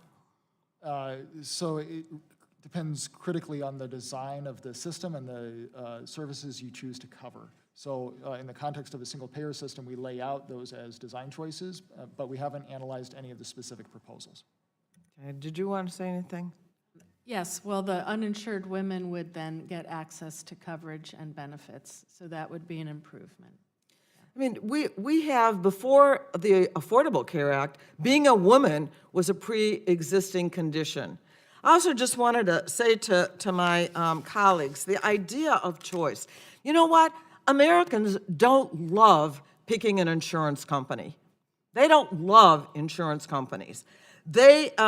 Americans want a full comprehensive package of benefits. You say they want to choose benefits? No, they want to know that those benefits are there. What Americans want is a choice of doctor. And what I heard you say, Mr. Hadley, was that if there were Medicare for All, there actually might be more choices of providers. Is that right? That's correct. As you can imagine, that all of the different networks that exist today would be sort of combined so that all of the providers would participate and be potentially available. I yield back. Gentlelady's time has expired. I now recognize the gentleman from South Carolina, Mr. Timmons, for 5 minutes. Thank you, Mr. Chairman. I'm going to begin by talking about Blockbuster. I went to Blockbuster all the time as a kid. I loved it. I got 2 or 3 movies. My parents were happy. I shut up and I was downstairs watching television. Blockbuster doesn't exist anymore because Netflix, Apple, Amazon have driven them out of business. They provide a better service, higher quality service, cheaper price. That's the free market. That's capitalism. That is what, in many respects, the American system of enterprise stands for. So what we're talking about today is literally going to evaporate trillions of dollars of wealth. I'm going to start with insurance companies. So the largest insurance company in the country is United Healthcare. They have 300,000 employees. Last year, they had $226 billion in revenue. Shockingly, it's actually headquartered in a member on this committee's district.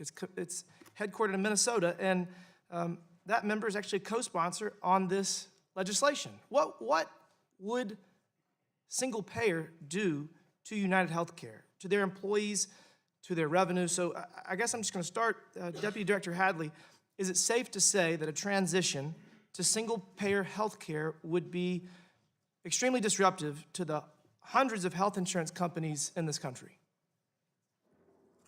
Yes, I mean, depending on the role that was left to them by the system, and most of the single-payer systems that we've looked at in the world have a very limited role for private health insurance.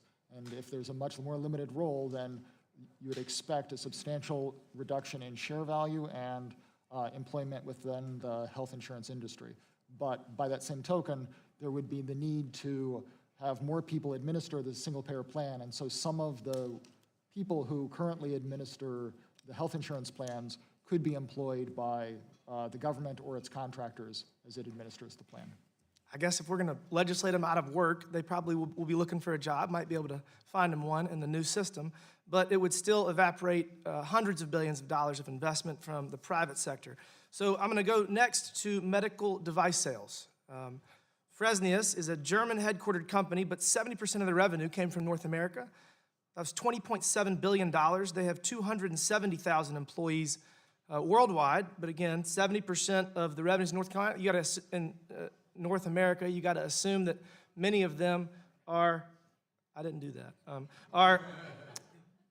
Are here in the United States. So the next question, Mr. Hadley, is it safe to say that the transition to single payer would be extremely disruptive to the medical device sales industry? Yeah, I mean, we would expect there would be substantial changes to all of the participants in the healthcare system. How the providers of medical devices were compensated would determine how affected they were, and that's a design choice for policymakers. So again, billions of dollars legislated out of existence, billions of dollars of private investment legislated out of existence, and tens of thousands of employees free to pursue new opportunities. That doesn't seem American to me. We don't nationalize things here. That's what socialist countries do, and we've seen how that's gone. I'm going to go last to clinicians. So I spoke to the CFO of the largest healthcare provider in South Carolina this morning, and she told me that it was just virtually impossible that clinicians would not see a reduction in their compensation if we went to single payer. Not to mention the fact that we would be conscripting them into federal service and likely result in fewer people being interested in becoming a doctor or a nurse. That doesn't seem to be a good outcome for the healthcare system in this country. So I guess we've been talking about what's wrong with this proposal, and we don't really have a very good alternative. So the question is, what do we do? And I would say that the answer lies in aligning the interests of the interested party. So you have the individual who needs to have personal responsibility and make sure that they are as healthy as possible, diet and exercise. Then you have the government, you have pharmaceutical companies, you have medical device sales, insurance, hospitals or healthcare providers, and clinicians. So these are the 7 interested parties, and we have to align their interests to reduce costs, maximize the output, and make our society healthier. We can do it at a lesser cost, but we have to work together. And it seems that all we're doing is talking about Medicare for all, and some people think it's great, some people think it's terrible, but it's not a solution. It's not an American solution. It's not a viable solution. It will never pass Congress. So we need to work together to find a real solution. And I look forward to working with everyone willing to align the interests of all the different parties and find a way to make our society as healthy as possible. So thank you, Mr. Chairman. I yield back. The gentleman's time has expired. I now yield 5 minutes to the gentlelady from Washington, Ms. Jayapal. Thank you so much, Mr. Chairman, for driving this conversation forward on single-payer health care, and to the CBO for producing what I think is a very helpful document and guidance towards what that system should look like. As Chairman Yarmuth said in his statement, it's not a question of if, it's a question of when our country has single-payer health care. And I, along with 109 co-sponsors now, we just added one, and we will continue to add a couple more over the next several weeks, have introduced a single-payer proposal called the Medicare for All Act of 2019. It had its first historic congressional hearing ever in the House of Representatives and the Rules Committee. We look forward to doing that here. I understand I have bipartisan support for that hearing, because I actually think that this is exactly the kind of proposal that does address many of the things that have been laid out in the CBO report. So, Mr. Hadley, according to the CBO report, how much did we spend on healthcare in 2017? $3.5 trillion. $3.5 trillion. And how does that $3.5 trillion, and that's annually, correct? That was So that's 17. That was the amount. That's spent in 2017. So over 10 years, if we continue to spend $3.5 trillion, it would be $35 trillion. We're going to talk about that in a second. How does that $3.5 trillion, which takes up 18% of our GDP, compare to other peer developed countries? It's significantly higher. Significantly higher than what other countries are paying for their health systems. So our current system costs $3.5 trillion. It is actually projected to cost $6 trillion by 2027, the most in the entire world by far.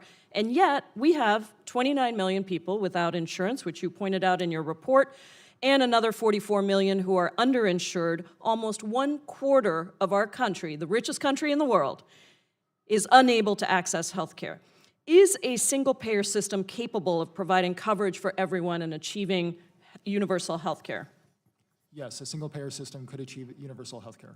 That is a yes. I like your answers so much, I'm going to repeat them. A single-payer system can achieve universal health care. Great. So, unlike our current system, if we move to a Medicare for All system or a single-payer system, depending on its design, of course, we could achieve health care for everyone. Let's talk about what it can do for costs. The CBO report provides a great list of design choices for single-payer that could bring savings for our system, such as administrative costs. In your testimony, you described the potential for considerable administrative savings because single-payer insurance, like Medicare, has significantly smaller administrative costs than for-profit insurance. Our doctors and hospitals also have administrative costs of 25 to 30%, while hospitals in the single-payer countries spend less than half of that. This is a huge drain of time and resources spent dealing with for-profit insurance and billing at the expense of the health of patients. And another great benefit of a single-payer system is that when you bring everyone into one system, you gain significant market leverage. So compared to a for-profit insurance company, would a single-payer system have more leverage to negotiate better prices for hospital costs? Yes, because under the current system, insurance companies' market power is fractured. If that were combined in a single-payer system, there would be more leverage, and it would depend on the design of the system to see how the government would act on that leverage. But we could use the tremendous leverage of government power and a large marketplace, essentially, a large system of consumers, to negotiate the best prices for the American people, which I think is exactly what people want us to do. And a single-payer system like Medicare for All would also bring us universal health care coverage as well as market power to generate even more savings from hospital costs. And we can use the same principle to reduce drug prices so that we're not paying twice what other countries are paying as we do now. So there is a clear economic case for Medicare for All, and I wanted to read from a letter that came from over 200 economists yesterday. This is Economists in Support of a Medicare for All healthcare system, an open letter to the Congress and people of the United States. And I'll just read, Mr. Chairman, from the first paragraph. As economists, we understand that a single-payer Medicare for All health insurance system for the United States can finance good quality care for all U.S. residents as a basic right, while significantly reducing overall healthcare spending relative to the current exorbitant and wasteful system. Healthcare is not a service that follows standard market rules. It should therefore be provided as a public good. And evidence from around the world demonstrates that publicly financed healthcare systems result in improved healthcare outcomes, lower costs, and greater equity. I ask unanimous consent to introduce this into the record. Without objection? Thank you, Mr. Chairman. I'll just end by saying, here's what, people who are tuning in, here's what you get from a Medicare for All universal healthcare system. First of all, you get comprehensive benefits like medical, dental, vision, mental health, prescription drugs, long-term care. All of this with no copays, private insurance premiums, or deductibles, and you get more choice than you have now because there's no out-of-network hospital or doctor. Everyone is in network, and the same hospitals and doctors you see. You never have to cut pills again or be the 1 in 5 who skip prescriptions because Medicare for All would actually negotiate those drug prices down. So, Mr. Chairman, I can't wait to have the hearing on my bill. I can't wait to take on the Republican colleagues across the aisle who think that this is somehow a bad thing. The American people want this, and I am ready to work to deliver it. Thank you so much. Gentlelady's time has expired. I now recognize the gentleman from Tennessee, Mr. Burchett. Thank you, Mr. Chairman, ranking member, and members of this panel. I would, knowing coming in here, I would probably rather take a beating than come in here, and I've taken a beating. You can ask some of my colleagues on my side of the aisle, and I appreciate you all. Your all's willingness to be here. And Mr. Hadley, these are some questions I have for you. I know that you previously served as general counsel for the CBO. That's correct? That's correct, for 8 years. Yes, sir. Okay. The CBO report states, by owning and operating hospitals and employing physicians, the government would have more control over the healthcare delivery system, but also take on more responsibilities. As I'm sure you're aware of, the takings clause under the Fifth Amendment, I believe it's the last clause in the Fifth Amendment. Has the CBO mentioned or referenced those issues from a budget perspective in past records, scores, or studies? So Fifth Amendment takings issues have arisen in previous cost estimates. And when we have looked at them, it's typically been in the context where a government action was going to be clearly taking private property, and we estimated the cost that the government would pay. So within the Treasury, there is what's called the Judgment Fund. It's a permanent indefinite appropriation to pay claims against the United States. And one of the types of claims that that fund can pay are constitutional violations like a Fifth Amendment taking. And so we have, on occasion, estimated the cost of the federal government of paying that compensation. Okay. Would you be able to show the those in a cost estimate of one of the specific proposals that are out there? We'd be happy to send you one of those cost estimates. Great. And what design considerations do you weigh relating to the federal government taking property and compensating private sector entities? Well, so if we were talking about a physical taking of property where they were actually taking over the property themselves, then the analysis is mostly on the side of trying to figure out how to value that property and what its value before the taking was. If it's as you know, if it's a regulatory taking, then it's a more complex analysis. Right. Of course, they'd be taking a hospital, there'd be physical property, and I assume there would be some formula for that. We would try to figure out what the compensation was owed for the value of that asset. Okay. How would you approach those issues if the government were to take these hospitals and just for public use? Would there be a separate way of doing that, or would there be something out there that you could rely on? Well, in both cases, we would be looking at the degree to which government control was being exercised. So when we think about the boundaries of the budget and what's included within the federal budget, we look to the degree of federal control as one of the primary factors for when all of the activities of an entity are included within the budget. So there are a few instances where there are private entities that are so thoroughly controlled by the federal government that all of their cash flows are considered to be federal cash flows. And what would you think of if they were to take one of these hospitals or private companies without compensation for the takings? Well, we'd look at the specifics of the legislation and of the action, and it may be difficult for us to gauge exactly what a current administration or future administration would do with the authority that they're given. But with those caveats aside, we would look to see what the legislation would do and how much it would cost. And one of the components of the cost that we would consider would be claims against the government. Okay. Thank you, Mr. Chairman. I yield back the remainder of my time. Gentleman yields back. I now yield 5 minutes to the gentleman from California, Mr. Panetta. Thank you, Mr. Chairman. I appreciate this opportunity, and let me take this time to thank the witnesses for being here as well as their preparation in order to be here. Thank you very much. I apologize for coming in late. I had another hearing, so bear with me if I've asked questions that you've already heard. Obviously, I'd like to not only thank the witnesses, but again, thank the chairman for holding what many here in this room and many here across this country consider a very important hearing. Obviously, it's important to the families in my district on the Central Coast of California who are very worried about their health care. And we all understand that the Affordable Care Act was clearly an important step in the right direction. We also know that there's a lot more work to do. Unlike 97% of California's residents, many of my constituents are unable to shop around on the individual market in order to choose the best insurance for themselves and their families. In 2 out of the 4 counties in my district, Monterey and San Benito counties, there's only one insurer on the exchange marketplace. As you know well, that lack of choice sharply increases premiums, puts many of my constituents in high deductible plans, and it creates a lot of high out-of-pocket expenses. To make matters worse, Congress reduced the individual mandate penalty to 0, and the Trump administration proposed policy changes that would promote insurance plans that do not meet CBO's definition of health insurance. These actions have left many of my constituents without health insurance and actually provided limited options for many of them who want to seek insurance on the marketplace.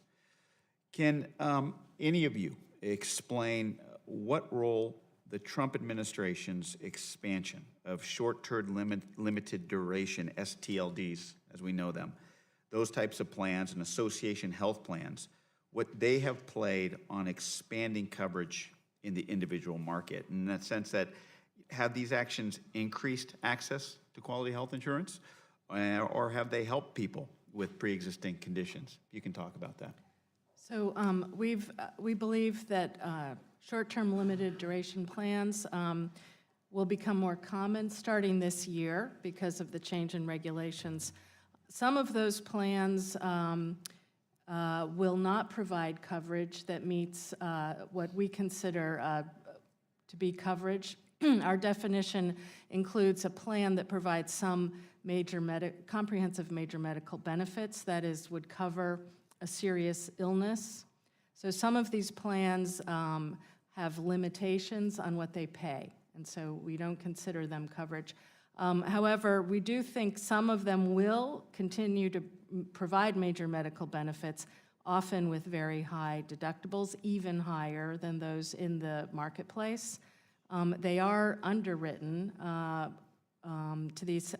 They will sell them to everybody, but if they decide you've used that coverage for a pre-existing condition, they may not pay that bill retroactively. Right now, those plans are small in number. We estimate fewer than 2 million. Understood. Great.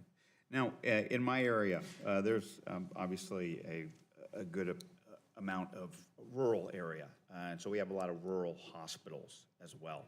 I was wondering if you could address what a single-payer system would do to help reduce costs for these types of hospitals in those rural areas. So, many rural hospitals, I don't know about your district, are in, they're called critical access hospitals, and they receive higher payments than would be otherwise provided under Medicare because they're recognized as critical access. They often treat a lot of public pay patients as well as patients who are uninsured it is possible, under a single payer, that some of those rural hospitals would actually be better off and get more payment for their patients than they do today, because some of them are uninsured. Or do, other countries that have single-payer system, how have they dealt with the rural hospitals, and how has that contributed to the rural hospitals? If you know, sorry to put you on the spot. I'm sorry, I don't know about rural hospitals in other countries. Okay. We can look that up and get back. Okay, I'd appreciate that. Anybody else? No.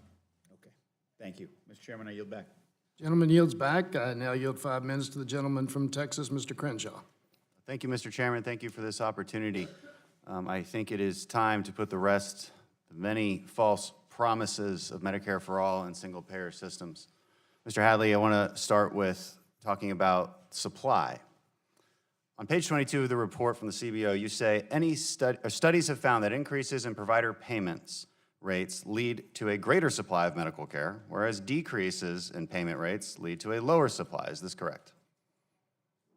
That's correct. That's what the report says. So price controls, which are necessary when moving everyone under one payment rate, it affects supply, correct? Yes, it can. A single-payer system using current Medicare reimbursement rates decreases the number of doctors. They simply don't get paid enough to keep up with expenses. Second point, triage. Under single-payer systems, do providers typically bill for whatever they want, or is there an approved treatment list? Typically, there would be an approved treatment list. Thank you. Generally, in single-payer systems, is the government or a government body in charge of listing out national guidelines and standards for practice that doctors must follow? So usually it's a set of standardized practices, but that can be done sometimes by an independent advisory board and sometimes... Somebody has to do it. Under these systems, what are common methodologies for deciding what is listed on the national guidelines or standards? Is it a cost-benefit analysis? Yes, they look at cost effectiveness, but then for the prices for those, sometimes it's through negotiation. So what we get to, maybe it's a government bureaucrat, maybe it's a third party, but a bureaucrat is using a cost-benefit analysis formula that will decide what a patient is approved for. Third thing I want to hit, innovation. So we have two issues here so far. We have lower payments to providers and a government-run list of approved care options. So we have to ask ourselves, why would anyone invest in new cutting-edge medical technology or medications? You won't get paid as much. You're not even sure the government will allow doctors to use your new innovation. How do you think that changes the calculus of investors? It changes it enormously. Fourth thing I want to hit, quality of care. In your report, you write, if the number of providers was not sufficient to meet demand, patients might face increased wait times and reduced access to care. Is this correct? That's correct. And later in your report, you say public plans might not be as quick to meet patients' needs, such as covering new treatments. Correct? Correct. If we measure quality of care and wait times and innovative new care, wouldn't we agree that quality is decreasing? So there's less providers, there's less innovation, longer wait times, and overall less quality. This isn't even the worst part. Let's move on to who this might actually hurt the most. Director Hadley, in your testimony, you write, the public plan would provide the same set of healthcare services to everyone eligible, so it might not address the needs of some people. For example, the public plan might not be as quick to cover new treatments and technologies as would a system with competing private insurers. In your testimony, you're saying that a single-payer system might not address the needs of some people who need access to new treatments and technologies, correct? That's correct, depending on the design of the program. And would you say that some of these people who need new treatments, they could be patients with cancer, genetic disorders, patients who suffer from 2 diseases like fatty liver disease or diabetes, all of whom have very complicated, complex conditions? It would really depend on how quickly and which technology or treatment was being provided and which group that affected. Sure, but in your testimony, you said some people, and it could easily include these people. Could those people that I just listed also be described as people with pre-existing conditions? Yes. So, a single-payer system is worse for people with pre-existing conditions. A private system is better for people with pre-existing conditions than a public system. Let's talk about what we've learned here. Let's summarize it. A single-payer system has to set prices, and if set at current Medicare rates, which all plans call for, then this drastically cuts the money going to doctors and hospitals. They will have to cut resources. They will hire less. They will buy less equipment. It is simple economics. Because there are less doctors, wait times will increase. With this newfound world of less doctors and more patients, the government will have to carefully screen or triage who gets care and who doesn't, and what kind of care they get, all based on bureaucratic cost-benefit analysis. Innovators will be less likely to invest in a system where the payoff is significantly less because they can't be sure whether the government bureaucrat will even allow doctors to use that new medical device, medication, or new procedure. And counterintuitively, this system ends up hurting patients with the most unique conditions, also known as patients with pre-existing conditions, because their care requires flexibility and innovation, both of which are drastically reduced in a single-payer system. Thank you, Mr. Chairman. Gentleman's time has expired, and I yield 5 minutes to the gentleman from Missouri, Mr. Smith. Thank you, Mr. Chairman. Welcome to the Democrat House Budget Committee.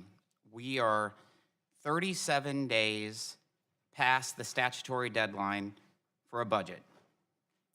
And CBO is here today to discuss an analysis of a bill that would overhaul our healthcare system so dramatically that they can't even estimate how much it would cost. Without a budget and without talking in real numbers about how much this bill would cost the American public, we are wasting our time today. But since you want to talk about single-payer healthcare systems, let's look at the results of government-run healthcare. Canada is celebrated by my liberal friends as a prime example. If a Canadian sees their primary care doctor for a checkup and their doctor recommends that they go see a specialist for a closer look, it could take nearly 20 weeks. 20 weeks. If a patient has knee problems and is struggling to walk after their first doctor's visit, it will take 39 weeks to have their knee surgery. If their knee problem gets worse while they're waiting, they might not be able to walk.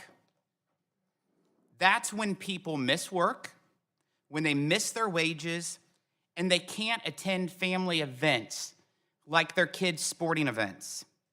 How about cancer? The median time for a patient with cancer to start treatment is nearly a month. Nearly a month. Imagine being diagnosed with cancer, having to wait 4 full weeks before getting treated in Canada. In England's single-payer health program, the British National Health Service canceled 50,000 non-emergency operations like cataract surgery and hip and knee surgeries, including replacements. Bottom line, single payer would impose long wait times and delays even for basic procedures and emergency medicine. What about cost? CBO hasn't even attempted a cost estimate. Medicare for all, by other projections, will cost $32 trillion over 10 years. That would cost every household in America $25,000 a year. Every household in America, $25,000 a year. Our seniors who currently rely on Medicare would have their care disrupted too. After a lifetime of work to earn their Medicare benefits, America's seniors would be forced into a one-size-fits-all government-run healthcare system no longer tailored to the needs of our older citizens, but one that rations care and limits their access. CBO says it themselves, quote, patients might face longer wait times or a decrease in quality, close quotes, and could, quote, worsen if provider payment rates were simultaneously lowered or more stringent cost containment methods were implemented, close quotes. You thought IPAB was bad. We're talking about the real-life death panels right here. This is what Medicare for All gets you. Americans would have no choice but to pay more, to wait longer, for lower quality care. Let's talk about access to care for rural Americans. Mr. Hadley, an alternative scenario published earlier this year by the Medicare trustees showed that looming physician cuts and cuts to hospitals due to Obamacare's productivity cuts would put most providers out of business. My question is, what happens in this scenario when we assume all providers get Medicare rates?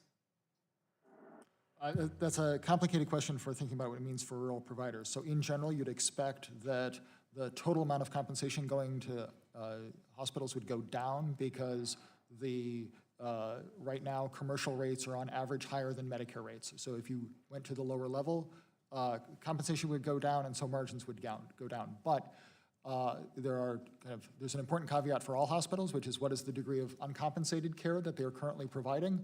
And if that became compensated care, then that would make up some of that difference. In addition, in the context of rural hospitals, a greater proportion of them have lower margins than urban hospitals, and a greater proportion of them are running negative margins than urban hospitals. But that's in part because they already serve a greater share of patients with public insurance plans. And because of that, they're already both receiving less, they'd be somewhat less effective, but they also have less margin to work with. Gentleman's time has expired. And now yield 5 minutes to the gentleman from Georgia, Mr. Woodall.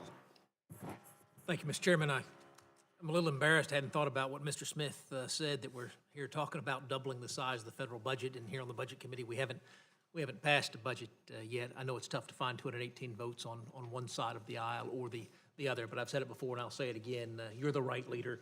Colonel Womack is the right leader to bring a bipartisan group together around a budget. Just seems silly that we're going to take over 1/6 of the American economy, and that takeover is going to be conducted by a government that can't even figure out how to pay its own bills year to year.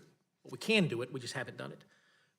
Let me start, Mr. Hadley, I had the pleasure of being on the first Medicare for All hearing on the Rules Committee, and we learned there that Medicare for All abolishes all of the Medicare Advantage programs, which about half the seniors in my district take advantage of, so that Medicare for All means something for all, but you're going to lose access to Medicare Advantage. What you say in your report, if I'm reading it correctly, is thinking about utilization management as one of the cost containment procedures.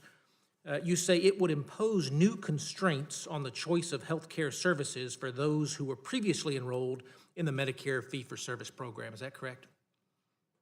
That's correct. You could have, using utilization management as a technique to control costs is an option for policymakers, and there are a variety of different strategies you could pursue, and we detail those in the report. But our current Medicare beneficiaries, those who've been paying in through their entire life, payroll tax, largest tax that 85% of American families pay, folks today are not burdened by that constraint. Is that correct?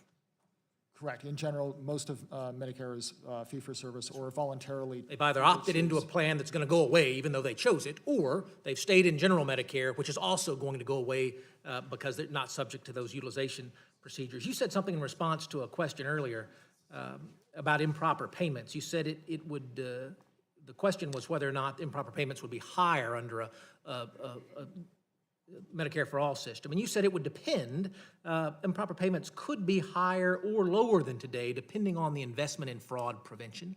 You all look at our numbers every year. Is it CBO's position that we have not yet reached the maximum utility of fraud prevention efforts in the Medicare system, that if we hired more fraud preventers, we would get more than a dollar-for-dollar return on that in today's system?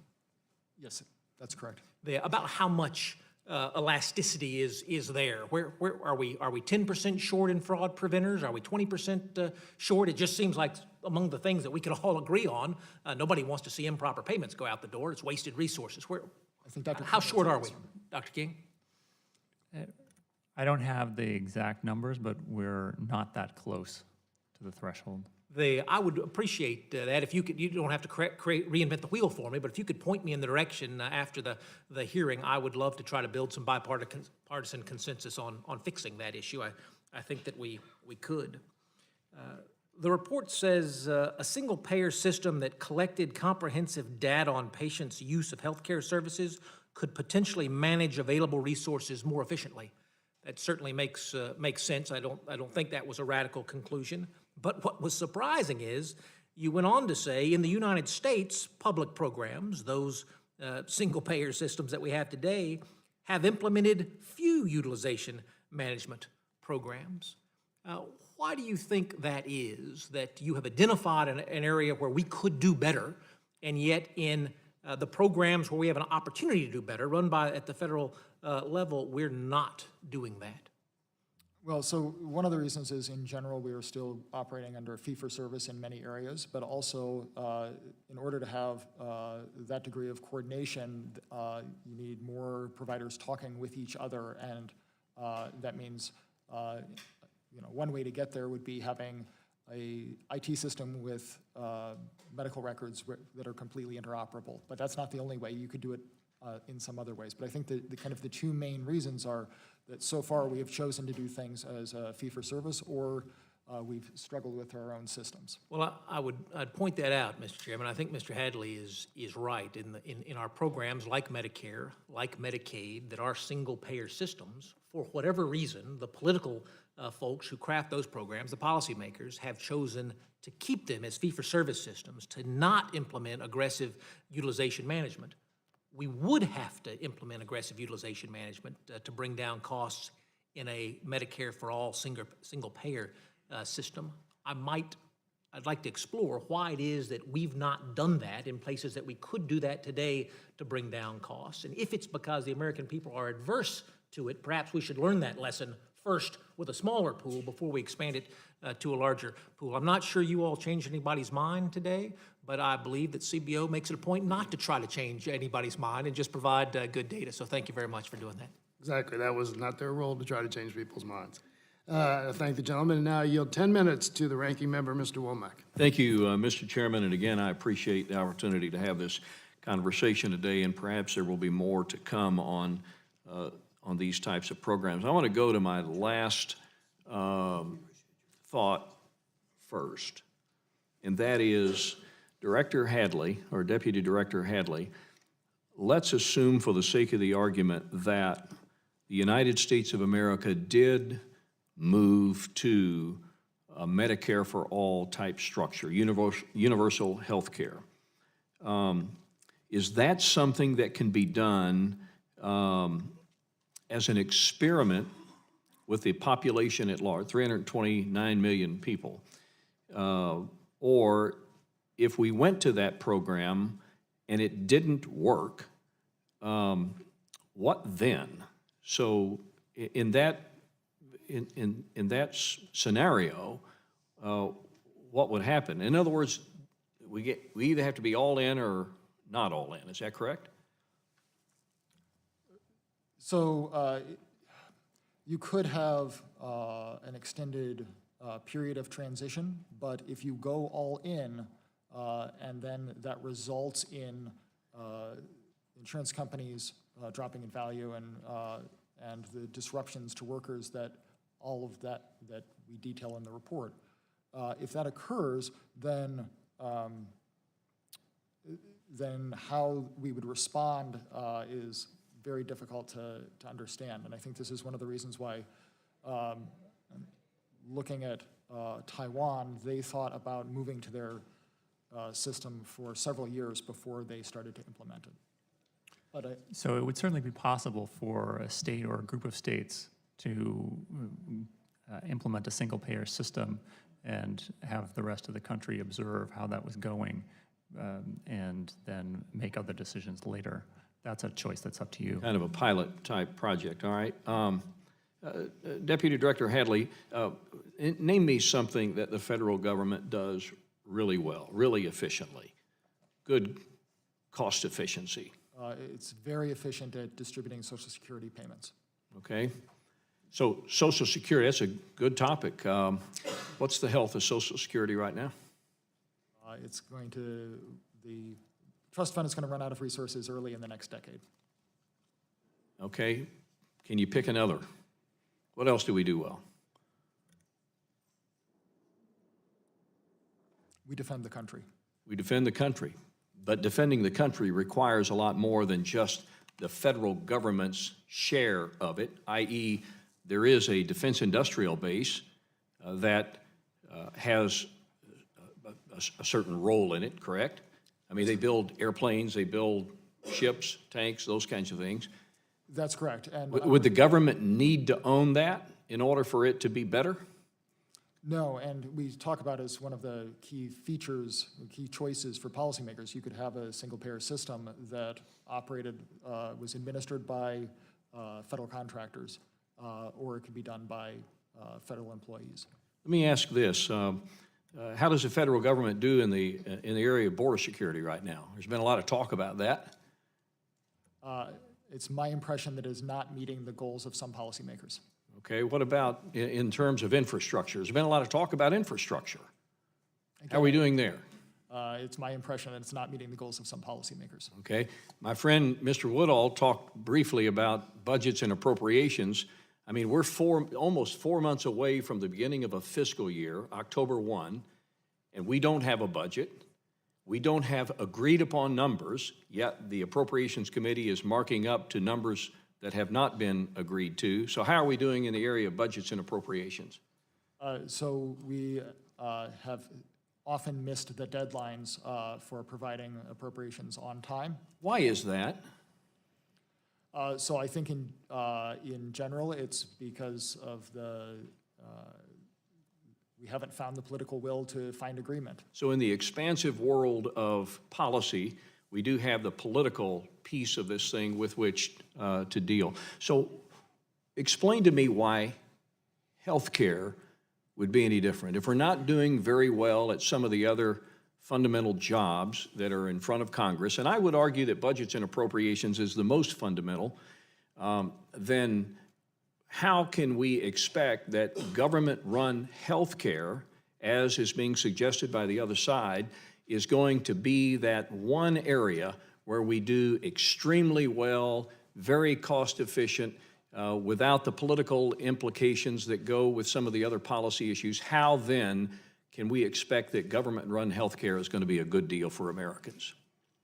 Well, we say in the report that there are a couple of areas where it's unclear what would happen, in part because of political pressure. So, for example, we talk about in negotiating the prices of prescription drugs, that it's not clear what would happen in terms of actually exercising that power with the threat of excluding drugs from the formulary. Similarly, we talk about this idea that a single-payer system would have a greater incentive to invest in preventative services that are shown to reduce costs, but it's not clear whether the system would act on those incentives. But it is up to you and your colleagues to decide how to design the system to act and what discretion to give it, and also what choices to make for it. In my opening statement, you heard me talk about the expected costs of government-run healthcare and how would we pay for it. And so we talked about things like, well, we could raise taxes. That's one way we could pay for it. We could reduce the benefit structure. That's another way we could do it. We could introduce co-pays and this sort of thing. So, and then I said at the end of my comment, in those 4 areas that I talked about, that likely it would be all of the above. Would you agree or disagree with that? Well, that's again a choice of for policymakers, but the more you spread the cost across different financing structures, the less disruptive any one of them would be. I'd also like to ask a question about what I call the suppression of ingenuity or the suppression of ideas. I think Mr. Crenshaw referred to it a little bit, and that is in a government-run area where we have a prescribed list of things that the government would deem as acceptable or appropriate in treatment, that the impact it would have, government-run healthcare, on suppressing innovation, ideas. We talked a little bit about the provider network. We have a lot of young people today that are going off to school and incurring obscene numbers that I've seen on student debt in order to become professions. How would a government-sponsored, government-run healthcare suppress innovation, ideas, and the ability for the desire for people to want to get into the trade? Well, this would largely depend on the set of choices that policymakers make. But if, for example, they chose to constrain costs by lowering provider payment rates, that could drive some innovation to be more efficient, to live within those rates. But if we take, for example, the context of prescription drugs, on some level, prescription drugs are a global market. The United States is the largest market that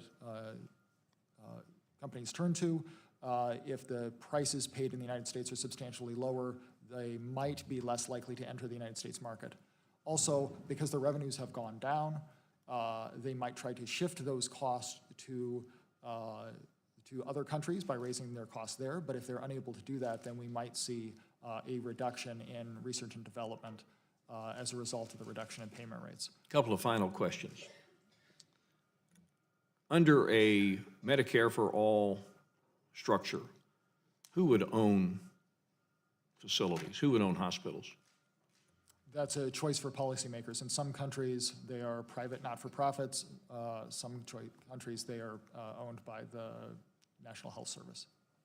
So, and we talked about the takings issue, that if the government chose to own those, and there would be a compensation factor for the present hospitals out there, I suppose.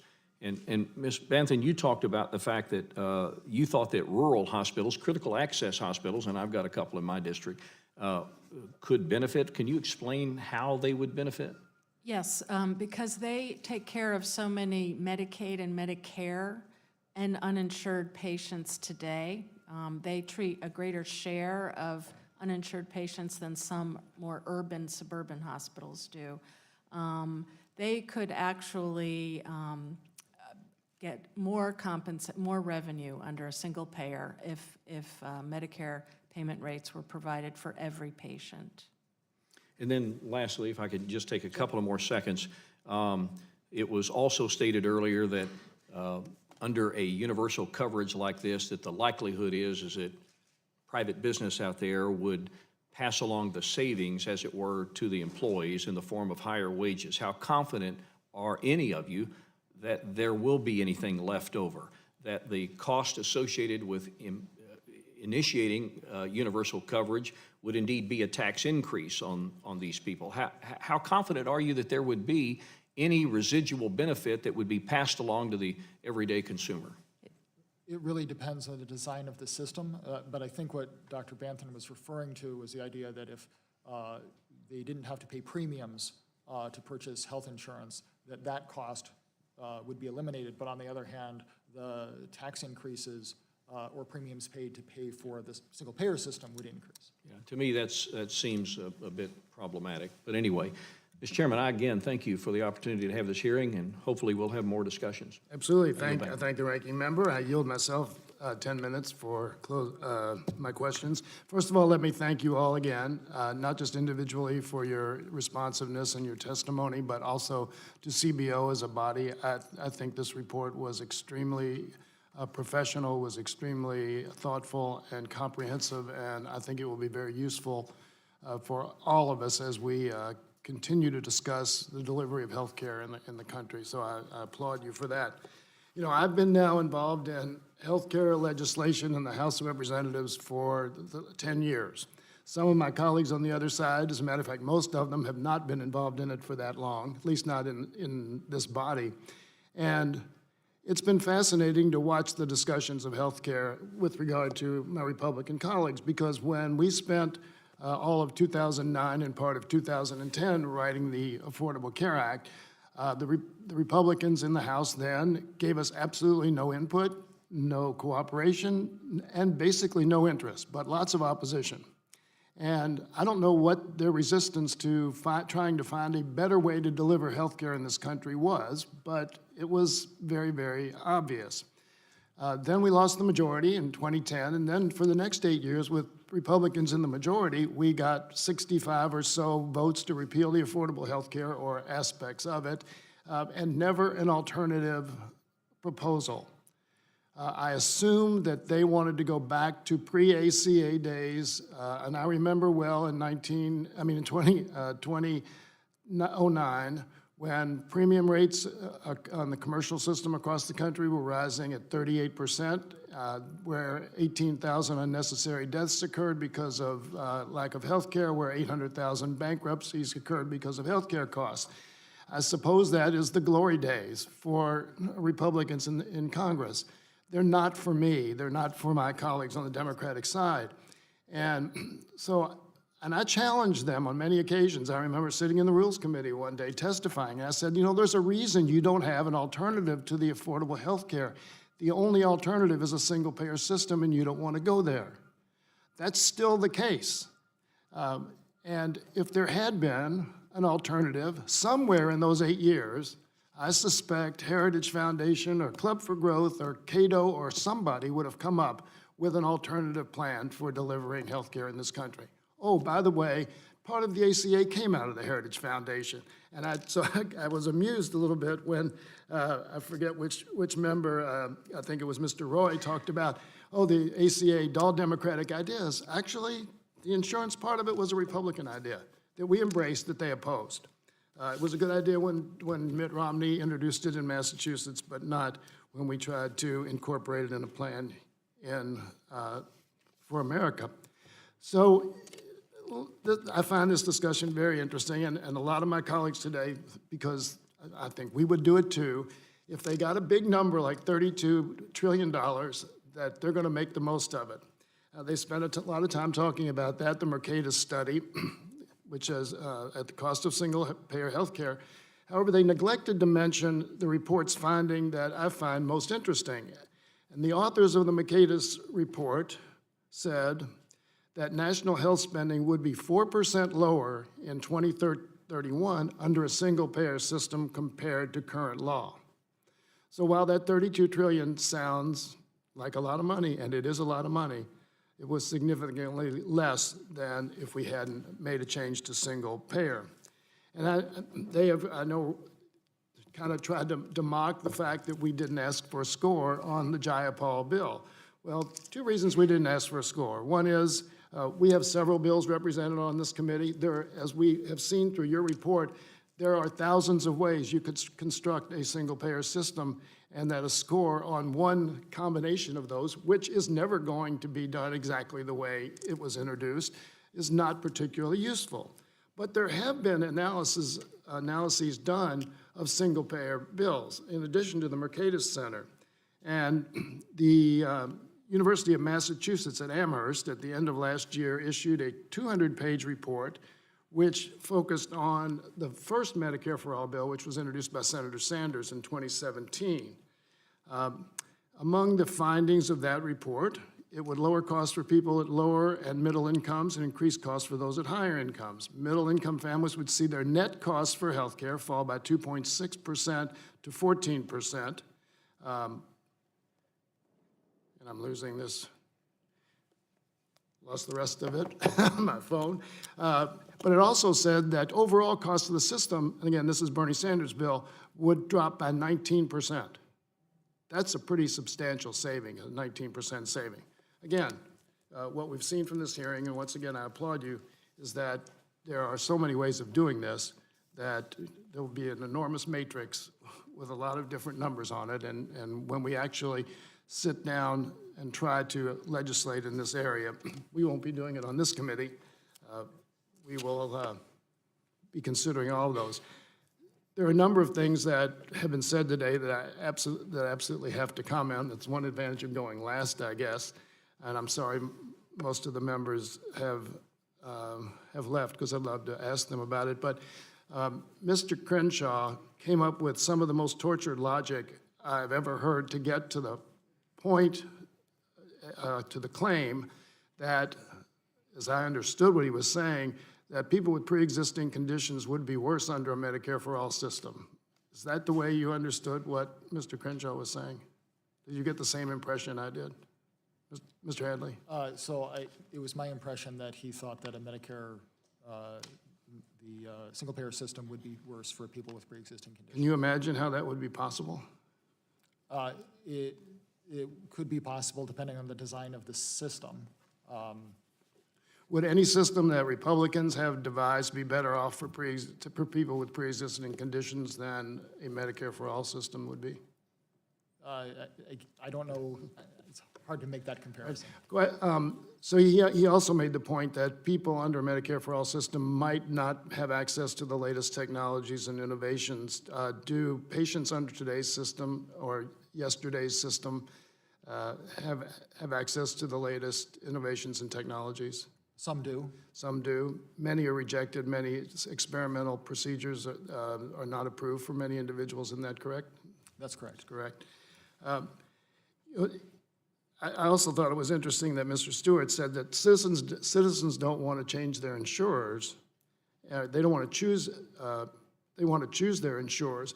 And I thought that was interesting because just a couple years ago, Utah decided to, the people of Utah voted to expand Medicaid, and which would mean a lot more people would be out of the private insurance market and into expanded Medicaid. So a substantial percentage of the population in his state at least thought that a Medicaid system that expanded to cover more people was desirable, and those people probably don't care about choosing their insurers.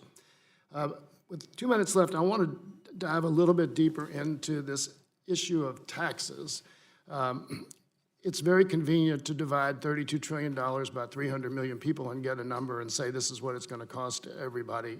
Is that a reasonable or thoughtful analysis of what the cost would be? Dr. Banthen, since you're shaking your head. Sorry. No, that's too simple. There are lots of details involved in devising a tax financing system. But when you consider the financing, the tax of the system, you're looking at somebody who now is paying their share of the premium through their employer. They have co-pays, they have deductibles, and those things would net out of any additional tax increase if they weren't paying it as part of a single-payer system, correct? That's correct. When we were looking at the total burden on people, we'd be looking at how much they're paying net. But I also want to be clear that this would be an estimate that the Joint Committee on Taxation and CBO would do together. Remember, we looked to them for their expertise in tax policy. Right. And also, presumably, we could construct and probably would construct this plan to pose an additional burden on employers, since if we didn't, we would be ridding them of, it would be one of the greatest corporate bailouts ever if we took the responsibility for paying for 160 million people off of them and put it on the taxpayers. That would be a pretty good gift to corporate America, wouldn't it? If we didn't charge them more some way. I mean, economists believe that workers, not employers, bear the ultimate cost of their health insurance. But it would certainly save employers a lot of administrative costs. Yeah. One final thing, Canada's mentioned a lot of times, and in a very mocking way. And I just want to share a story that I read not too long ago. It's in a book called The Healing of America by T.R. Reid, which is a fantastic look at how insurance is provided across the world. And if anyone reads it, I think they'd be envious of a lot of other places. But there was a poll done in Canada a few years ago as to who the most famous, most important Canadian in history was. And finishing by a wide margin in first place, beating out Wayne Gretzky and Celine Dion and many others, was the gentleman who invented the Canadian healthcare system. So despite all these stories of gloom and doom about the Canadian system, the Canadians are very happy with their system. Not that we're trying to emulate that to any respect. Mr. Chairman? Anyway, yes, sir. Oh, that was me. Oh, I thought someone. Oh, Ms. Jackson Lee. I don't want to interrupt you, but I did not want to miss the opportunity for a moment. All right, the gentlelady is recognized for 5 minutes. Mr. Chairman, did you finish getting your point? I was just going to conclude the hearing. Oh, then My time has expired. Then let me express my appreciation to you, Mr. Chairman. I was not dilatory. I was in a markup. I apologize to the committee, but my passion for this work warranted a sprint over to this committee. So let me first of all indicate that I'm sure you've heard from our members how committed and sincere we are on the basic question of health care for all Americans. And we do that on the basis of those that we see with pre-existing conditions, for example. But let me tell you what I base it upon. I base it upon having been here as a senior member for more than 2 decades, and seeing the transition of what we had to offer, and then it looks like almost 2 years of hearings that I participated in on the issue of the Affordable Care Act. I'm reminded of a family that actually took their 8-year-old to a particular insurance company's office because she had leukemia, and she could not get coverage, or they could not get coverage because there were no protection for individuals with pre-existing conditions, and unfortunately and tragically, she died. I had to listen to a mother whose son was a lawyer, but unfortunately got hooked on drugs and got hepatitis, and only wound up in medical care when he wound up in the emergency room in the Atlanta Public Hospital. He ultimately passed away. These were witnesses, of course, telling their story. So I want to see a situation where we do have health care. And so I'm going to ask a question very quickly to Deputy Director Mark Hadley about your assessment of how many Americans are underinsured, meaning that their health coverage, but they have health coverage, but they still face high health plan deductibles and high out-of-pocket medical expenses. They might even face having insurance policies, which I've heard of before, that does not cover hospitalization. We don't have our own separate number, but if you look at some of the studies that are in the research literature, it's clear that there are many, many people in that category. So for example, there's a Commonwealth Fund study that shows that there are 27% of people who have health insurance decided to forego care because of its cost. And does that include also the high cost of prescription drugs plays a role in that? I believe so, but we can get back to you about the specifics of the survey questionnaire that they. If you would, Dr. Jessica, why don't you comment? Yes, the Commonwealth finds about 29% of people with coverage report having to delay or forego medical care, including prescriptions, due to the cost. The Peterson-Kaiser survey finds a lower number, but that includes people, all people under 65, also delay or forego medical care. And that creates a burden on the healthcare system. Dr. Jessica, I'm just going to continue, and I'm sorry, I was getting pronunciation of your last name. Banthen? Banthen? Banthen. That burdens the healthcare system, does it not? When I say because they come sicker to the healthcare system. If they are forgoing prescribed treatment, yes, it can be a burden. Would you comment on the single-payer, single approach Medicare for All concept in terms of helping these both underinsured and expanding access to health care? So, of course, the answer depends critically on how the benefit package is designed and the choices made by the Congress, but a single-payer system would provide coverage, insurance coverage for everyone. That's the key goal.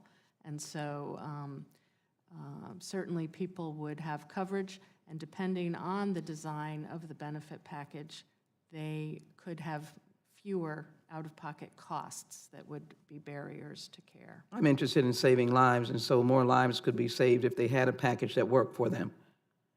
Doctor? That's correct. Dr. King, you're on the economic side of it. Would you care to see how that construct would work in terms of making sure that we had far-reaching health care for everyone in this nation? It would certainly have a big effect on the economy. I wasn't sure what your question was. I'm interested in the impact on people having health care. So if people are healthier, they would be more productive, yes. And I'll answer your question on the economy. If they're more productive, if there are more people in the system, if there are more people buying the product, prescription, going to doctors, I hear the issue about the economy. I would almost say that we could counter it by constructing something that would take into consideration the challenges that it might be to the economy. We're ahead of this now, we're not behind it, and our idea would be to make sure that we had everyone in it. That means healthy people would be in it, younger people would be in it, they would use it less, and therefore maybe complement and/or contribute to the system not crunching, because they would provide sort of the extra wings to the system. Could there not be that kind of construct? Gentlelady's time has expired. I thank you. I've answered my own question, Mr. Chairman. I think we can handle this Medicare for All single payer and save lives, and I yield back. Thank you. Thank you. Again, I want to thank all of our witnesses for being with us today. Please be advised, members can submit written questions to be answered later in writing. Those questions and your answers will be made part of the formal hearing record. Any members who wish to submit questions for the record may do so within 7 days. Without objection, this hearing is adjourned.